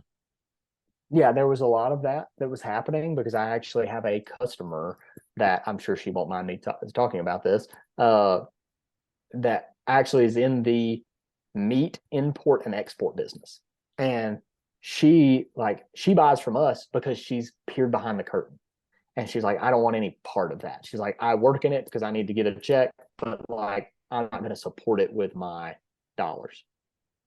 And so that had a lot to do with it. There were a lot of beef contracts that were foreign, that we were shipping beef to Saudi Arabia and places like that in the midst of all this, while our grocery store shelves were empty. But another huge part of it, and this goes back to the decentralization thing, is ultimately we aren't decentralized enough to take cows that are grown in this area and produce them, and or when I say produce them, turn them into beef, and distribute it in this area, because all our beef travels on a supply chain that's vertically integrated. So all our beef has to go to big packing houses elsewhere. There are still small butchers and processors left in this country, but they're few and far between, especially USDA certified processors, which under current law in most states, if your beef is going to be sold by the piece, in other words, you want to buy a steak for me or 2 pounds of ground beef or whatever, it has to be USDA certified. And that, you know, there's a whole level of regulation that goes along with that. And most of it is faulty, in my opinion. It's just kind of a control grab. But ultimately, we didn't have the ability to pivot as producers and say, hey, our communities are hungry, they want product, we can provide, like, we got cattle in the field, we can you know, supply our communities with food, because other than the alternative, which is string them up on the farm, and which most farmers don't have the infrastructure to do, especially at scale, obviously. You know, that's not there. So once again, food security, is national security. And as in with most things, the more decentralized we can be, this is just my opinion, the safer it is. So in other words, think about it like this. If we don't think about like the broad, vast array of food products that can be produced, if we just focus on one, and let's just say that one thing is going to be carrots, like, and your town is specifically can grow, like grows carrots, and the next town over grows carrots, and the next town over grows potatoes, and the next town over grows onions, and then the next town over grows carrots. Like, if your town, for microclimate, weather reasons, natural disaster, whatever, if your carrot crop gets wiped out, it's a lot easier for you to drive 2 towns over and get carrots, so your family has carrots, than it is for in the current system, which is if it's I don't know what time of year, say early spring or late winter, your carrots you're eating from the grocery store are grown probably in Mexico. That's a long drive. So a lot of it too, and this goes like kind of veers away from even the direction we were going in, but I think a lot of what we have to get back to is seasonal eating and learning the nutritive value of eating food that is harvested as close to and as soon or as in as short of a time frame as you can from harvest. So like the closer you can be to where something's produced and the shorter time between harvest and your consumption of it, the higher the nutrient level is going to be. That does vary somewhat, obviously, in the beef business or in the meat business in general. Like, if you buy half a cow from me and it gets flash frozen, like there's not a lot of nutritive drawdown in terms of if it's you eat it now or you eat it a year from now, if it's been in a deep freezer. It's not a big change. But especially in the produce world, there's a big loss. Like, I've seen studies that say, like, and you kind of have to pick and choose what studies you listen to, but that say like there's almost like a 3x loss in nutrient and value in, like, if you pull a carrot out of the ground and rinse it off real quick and bite into it, that carrot is actually still alive. Like, it's still a living thing at that point. Whereas if you go through like a typical commercial process where you pull it out and and it goes onto a truck and then it gets shipped to a warehouse and then they wash it and then they pack it and then it goes into cold storage and it sits there for a week or 2 weeks and cures and it comes out, like, by the time it gets to you, it's no longer a living thing. It was a living thing. And I think in terms of eating fruits and vegetables, there can be, I've heard some people that are carnivore say that that's bad for you. That there's actually like phytochemicals in most plants that are to deter things from eating them. Take that for what you will. I don't know. I like to eat things. I like a variety of things, but I really think that ultimately the answer is getting more decentralized because it's safer. Or like I said, going back to the beef production model, is our entire community, we kind of live in a small haven of cattle country. And we had enough beef standing in the field, we could have fed our entire county if we could have gotten beef to a meat locker that they could have actually produced it. But that's just not the way our society is set up anymore. And that you can't just upend society in that way. Or at least I don't think you can without having some sort of calamity. But I do think the easiest way and the most effective way is to slowly change it, kind of underground, if you will, is, to start small and build that movement or that desire.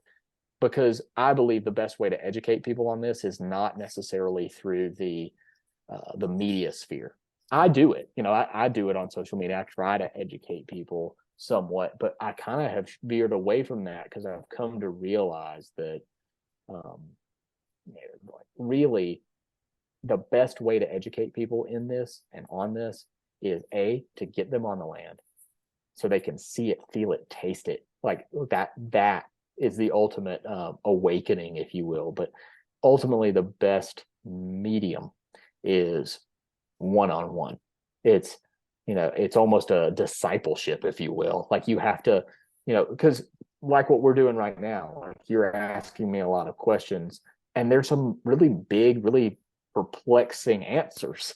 It's not this like soundbite sort of thing where we can just like, oh, well, I'm just going to play you this short little clip of this little YouTube video, and now this whole classroom understands fully what, the full spectrum of agricultural regenerative production. It just doesn't work that way. And that goes back to what I said before about like there's an art to this, and you would never go to an artist and expect to understand their art in a single conversation even, but especially not in a soundbite. So I do think that there's something to be gleaned from everybody to opening their eyes to this. But I do think that truly understanding it is a journey. And I think the destination of that journey is to participate in it. Yeah. And it really, it's kind of like you kind of made the comparison there, Ben, and a little bit the whole time you have been, but it's kind of like a painting, something that somebody really sits down, and maybe it's a, landscape, and it's this time consuming thing. But whenever you see it, and you see it in person, kind of like you're talking about too, you see it in person, you can experience almost like you can feel the emotion that went into it. You can feel the time. You can feel the true art behind it.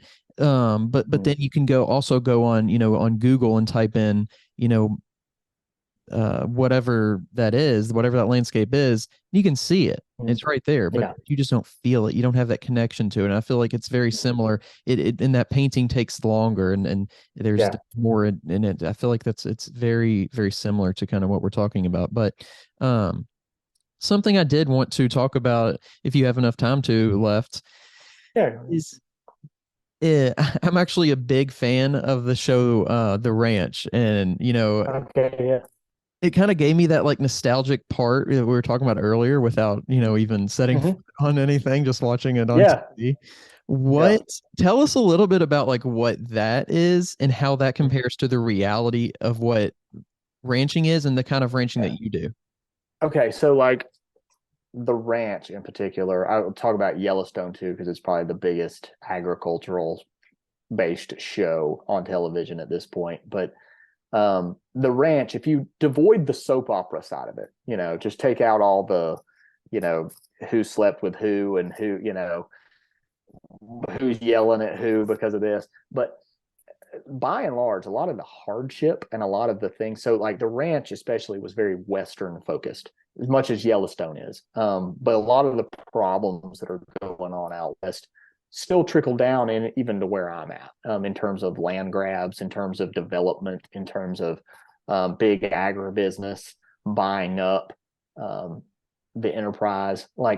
So the ranch actually did a fairly good job, in my opinion, of showing the struggle that legacy operations are going through in transition, and B, a lot of the struggles that startup people that are trying to start, because I know, because I do it, have gone through, in terms of it's not this like, a lot of times we have this very bucolic image of like, oh, well, like, it's a very Instagrammy kind of thing a lot of times, where it's like, oh, it's just, me and my wife out here, and she's got the kid strapped to her back, and we're taking in the sun while we watch our cows graze this grass.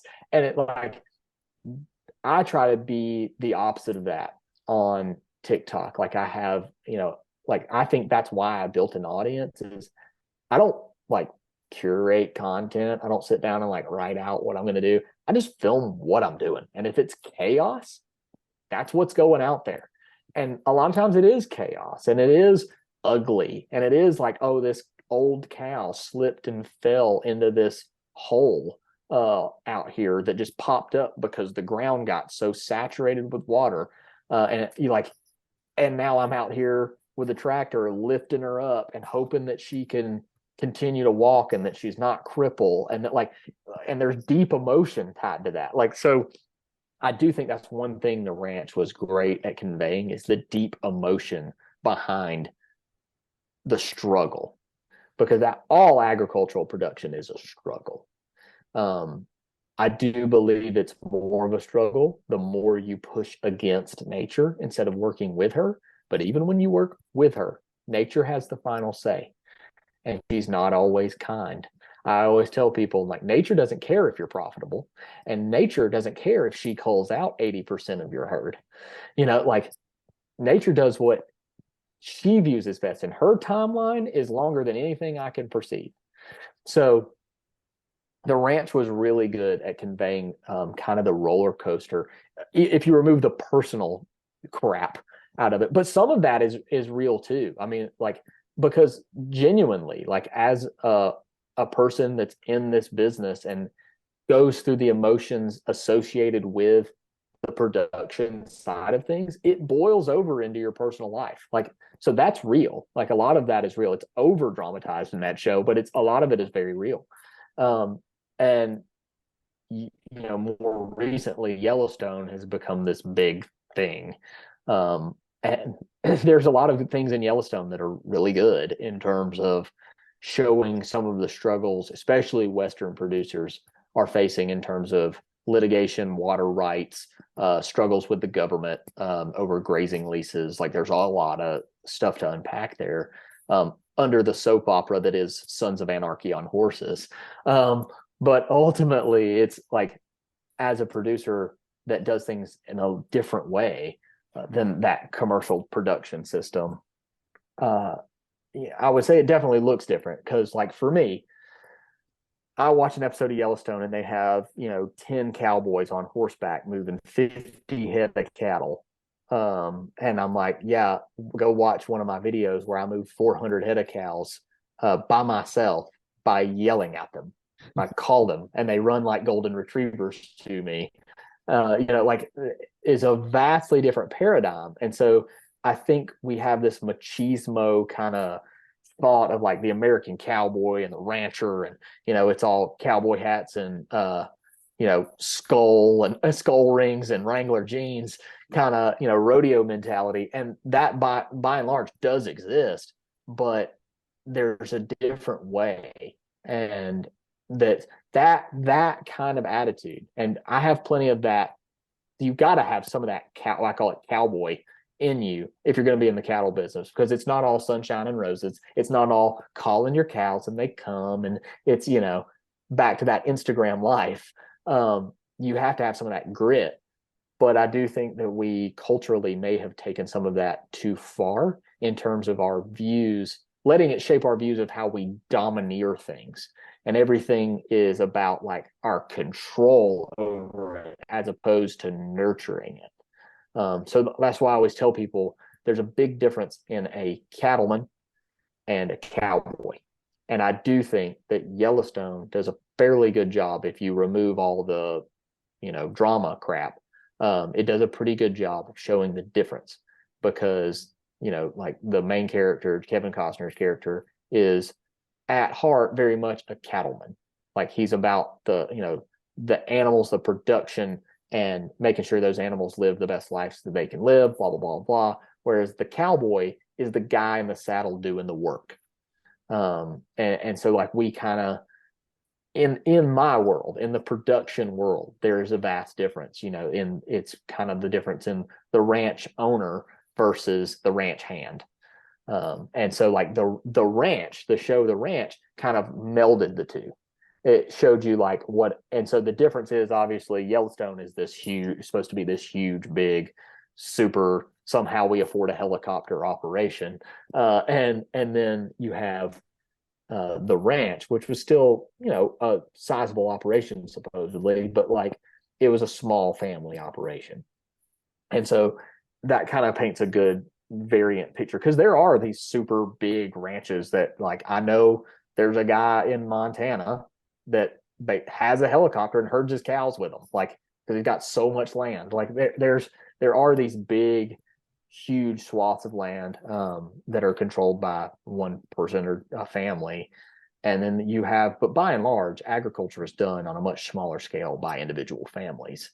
The problem is they all fly now under the banner of a few mega corporations in terms of the supply chain they feed. Like, so my goal, in my Candyland rose-colored glasses would be for those producers to find an avenue to sell directly to people, as opposed to, and whether that be through a grocery store, because the way grocery stores used to function is there was no middleman. It was, they actually went out, like grocery stores had curators, and they would go out and they would meet with farmers, and they would like come shake my hand, and I'd say, yeah, I can give you, 200 pounds of ground beef a week, and say, okay, thank you. Like, would love to do business with you. And I might sell beef through my one local grocery store. And once again, grocery stores now are these big conglomerate chains that need big conglomerate production so that they can make one business deal instead of going out and making 1,000 different handshake business deals, because that costs time and money and legal fees. And so once again, we have to decentralize. Like at the end of the day, I said that like 6 times. I feel like I'm sorry, broken record over here. But ultimately, that's kind of the end goal, I think, to benefit not only our health, but our society as a whole. I think it gives us access to food that is grown more locally, and we support our local economies. And the only way that rural America really survives moving forward is going to be a revitalization of local rural economies. And that can only happen, I think, through this process, through regenerative agriculture. Because it's the only thing that excites people enough to come back home and do things that different than their dad was doing or their granddad was doing, but they've got that spark that like, but I think this could work. And I don't know of anything else in agriculture that has people as excited and that would draw people back into rural America. So other than the thing that we've already talked about when it comes to the argument of, well, you can't feed the world, what would if there is another main argument, I'm like, oh, I'm super excited after I'm talking to this guy, we should all be doing this. Yeah. What's somebody going to say? Well, what about this? I would say once again, and this is just thinking off the cuff, the only thing I can think of is the person that says, okay, but like they want to paint a black and white picture that it's like it's either this way or it's this way, and there is no middle ground, and that like there isn't a transition. Like it's like, oh no, you want it all done this way? Well, that 3 billion people are going to starve if we, it's just like, okay, like, but it doesn't have to be cut and dry. Like, because one of the things I've seen with other producers who've done this is like if you take, especially like row crop ground where you're growing corn right now, that's been row cropped with corn and soybeans for the last 20 some odd years, and you take that sterile soil media dirt, and you can't just say like, oh well, we're regenerative now, like, because there's nothing like, once again, it goes back to the parking lot thought. It's like there's nothing there. So it may be that like, okay, these producers, like, we need to, like, let's try planting a cover crop this year, and then we'll no-till like kill that cover crop, and we might spray it to kill it, because it's what we've got the equipment to do it, we've got the stuff here, and then we plant another crop of corn and we harvest it and we see how does that do. Did the cover crop make it better? Did it make it worse? Simply switching in a lot of instances from tillage to no tillage in crop production will make a vast difference in terms of soil loss and erosion due to water and wind. On the cattle production side, I think there's a lot to be garnered in terms of it doesn't take a lot of infrastructure to move people from where they are now to, like, I always tell people, okay, if you've got your cows and they're on your farm or your ranch and they're just spread out all hilly-nilly all over the place, it doesn't take a whole lot of effort unless you're on a massive operation. It doesn't take a lot of effort to run one fence or one hot wire down the middle of your place and put all the animals on one half of it. And then in 30 days, put them on the other half of it. That one change. And just see what happens. See how much more grass you grow. And if you grow more grass, the next year, put another one down through there and bust it into threes. And over the course of 10 years, you now have over 20 pastures. And so like that to me is one of those things that it's a slow grind, but it's an awakening. You have to give these people, like, for instance, one of the things that kind of falls through the cracks in all of this is the chicken production and pork production in livestock, because both of those, I always tell people, like, honestly, some of the most, I hate to use this term because activists don't like it, and I'm talking about agricultural activists, not animal welfare activists, but it's probably the most inhumane of all production. I don't really harp on chicken too much because the timetable is so small that, you know, chicken's life from the time they're hatched to the time that they're harvested is sometimes as short as 6 weeks.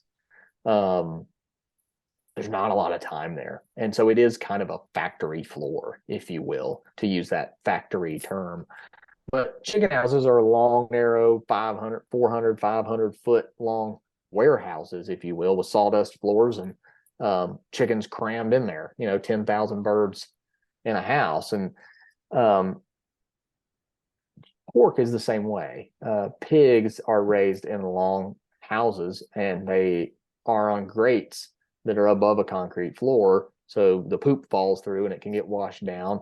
And those pigs, Joel Salatin says it this way, and I think it's very poignant, is they never get to express the pigginess of being a pig. You know, they never have the opportunity to wallow in mud in the sun or root in the ground. And, you know, like they don't get to live the lifestyle that most Americans that are completely clueless of rural life think, oh yeah, I'm eating a pork chop. That's how pigs are raised. It's just a lack of knowledge. And so like those two production cycles are things that I think that there's a vast room for improvement on, is bringing those animals out of those enclosed environments and bringing them their impact back out onto the land. But it's the most capital intensive in terms of switching a conventional cattle rancher from current systems, just letting them free graze or whatever, to a regenerative model where we're moving the cows a lot. We're giving them smaller areas where they're grazing the grass down, doing what the bison did, constantly moving, laying the manure down to fertilize the dirt, giving it time to recover. That's a lot easier to do. There's a lot less money involved in switching systems than to take somebody that has $2 million tied up in 4 chicken houses that, you know, Tyson or Purdue or somebody like that has a contract with them to produce that product. They're going to bring, because one thing people don't know is the way those systems are structured. Unlike the cattle business, beef is the only agricultural industry I know of that's still fairly decentralized. So pretty much all other production, dairy, pork, chicken, is all centralized. So pork industry is pretty much solely owned by Smithfield in this country. And the chicken corporations, there's about 4 of them. They own most of chicken production. And the way it works is those companies own everything that's profitable, and they allow the farmer to own the part that's not.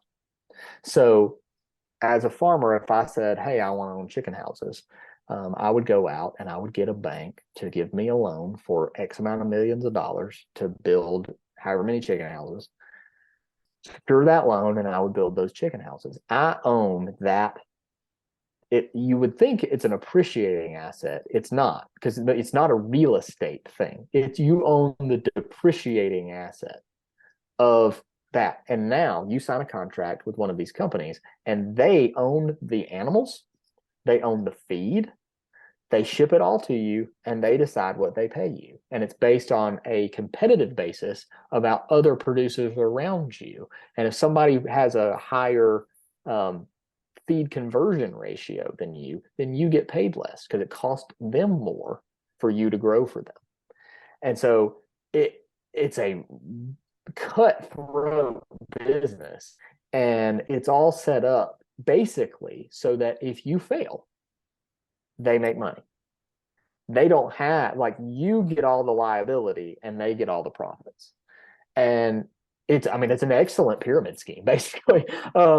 If you were talking about just trying to make a profitable business, I don't know how they convinced people to do that, but they did a fabulous job of it.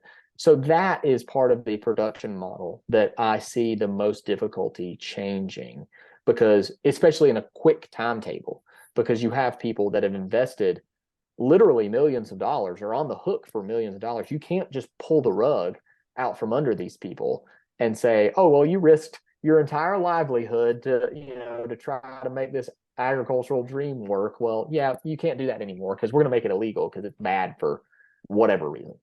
So I have thought about this, and I don't have an answer yet, but there has to be at least a transitory period where those people that have invested in these things, are no longer allowed to invest in those things because it is depreciating. It's leading to ultimately their demise, whether they're making money or not. And B, allows them the opportunity to transition to a more regenerative model. I don't have all the answers. I'm just a cattle rancher in North Georgia, but that's kind of one of the big problems I see. So you asked about like what would be some of the glaring problems that side of the production. So not so much the cattle side, but that side specifically would probably be one of the ones I worry about the most. Yeah, it seems like hard to solve. It's almost like created, so it's hard to solve it. Yeah. Well, I mean, honestly, it's simple solutions, but not easily implemented at at scale, and B, in a quick manner. So it would be very easy for somebody, let's say, it's very common around here for people that own land. Say if you have 100 acres or you have, 500 acres, it's very common around here that if you own cattle, you might have 2 chicken houses or 4 chicken houses. And because it's marketed to you as a complementary thing to your cattle enterprise, it's like, oh, well, you can take the chicken litter and spread it on your fields and fertilize your fields, and it's great. The regenerative way of thinking of it is, why do we need to keep all these animals locked up in this house here, not being able to express their natural instincts? Why can't we take those animals, instead of burning diesel fuel to bring feed to them, to bring water to them, to bring energy to them, to keep them warm, to do all these things, so then we can burn more diesel fuel to pull all the litter, the manure, out of the houses, to stack it up, to compost it, and then pull it back out, and then go spend more diesel fuel to spread it on the fields. Like, why don't we just put the animals in the field and let them poop in the field and move them around so that they don't just kill the grass in one area, but they actually fertilize the field and they do the work? And yes, from solely a meat to feed ratio, the lazy way makes more sense if you have cheap fossil fuel. But when you don't, and from an ecological impact standpoint, the other way doesn't stink. When you got a bunch of chickens and you're constantly moving them, if you go into a chicken house, I promise you, before you get there, you'll know where you're at. Like, you can smell them, especially if those chickens are older. When they're really young babies, maybe not so much, but especially when those chickens are later stage in their life, there's enough manure buildup that it hits you, it. If you've got those animals in a regenerative fashion moving, you might not know that there are chickens present until you see them. And so that's one of those things that speaks to working with nature through methods that just make logical sense. Of course, there would be some people that would push back on, well, your animals are going to die because of the bad weather, or predators are going to eat your animals apart. Like, those are valid points to make. But to say that we don't have ways of problem solving those issues, and the only solution is to basically spit in nature's face and say, like, no, we're going to raise these animals indoors, is a little flippant to me. I think that there's definitely a way that we have the intelligence to overcome the hurdles and do things that plug into nature as opposed to unplug from it. And it's so interesting to hear you talk about all this stuff about nature, and and then the kind of the dichotomy of like how much we are moving forward as a technological society, and um just kind of that futuristic view of what the world will look like, and all the Yeah. cities and all the, we have flying cars, and it's none of that is Yeah. equated into like, okay, well, what about the earth? Like, what about the place where we're living? What about like taking care, how have we thought about taking care of that so we can continue? Because I feel like it's to some people it's like a black or white issue, and to me it Yeah. seems like it's the same issue. We can't become more, we can't um thrive as humans if we're not Mhm. creating literally an environment. We talk about the environment all the time, right? But it's literally the Yeah. environment to where we can be successful and where we can thrive. It's not like we Yeah. have to have one or the other. Yeah, exactly. Like, it can be both. And I think that's the part that gives me the most hope. And if I haven't conveyed that effectively, I don't know how else I could. It's like, I genuinely believe like that. I joke around, especially with my sister-in-law, a lot. And I always tell her, like, regenerative agriculture is the answer to all the problems. Like, and I say that somewhat as a joke, but it's real in a lot of cases. It's like there is, you know, precedent in my mind to validate that everything from geopolitics, wars, to famine, like I'm talking like major things, like super major things, that if we could holistically manage our lives as human beings globally, that we could probably solve um, almost all of our problems. Almost. And we would still have problems for sure. We're humans. We create problems in a lot of ways, but we also have the ability to solve a lot of problems. And I do believe that if we could do that, if we could come to terms with the context we all live in as human beings, uh, and that we're all bound to this one rock that's zooming through space, um, I do think that we could really we could overcome most of the major problems that we face today. And I say it all the time, and it just clicked for me really what it is. I say, if every human could be as healthy as they possibly can, so, like, Mm-hmm. we would have so many less issues, we would have so many less problems. And you're saying the same thing about what you do. And I think what it comes down to is just doing things the healthiest way for that given task or that given industry or that given whatever. If we can do things healthier from your end, we'll we'll be we'll be solving so many problems. If people were healthy, Absolutely. we'd be solving so many problems. If organizations and companies could be healthy and run in an ethical manner, we'd solve Mm-hmm. so many problems. I just think it comes down to doing Absolutely. things in the healthiest way possible. It doesn't matter what it is. Absolutely. Absolutely. And I do think that the connectivity to the earth, and that sounds like super, super, like I'm gonna like charge some crystals in the moonlight hippie. But like what I mean is like the closer that we all can live in smaller communities, I mean, we're inherently tribal. Like, humanity in itself is inherently tribal. Like, the closer that we can live in smaller communities that support each other and that live more connected to the earth, um, I think the better off we are. Is we like, and that's not to say that we have to abandon technology and that we have to live devoid of that.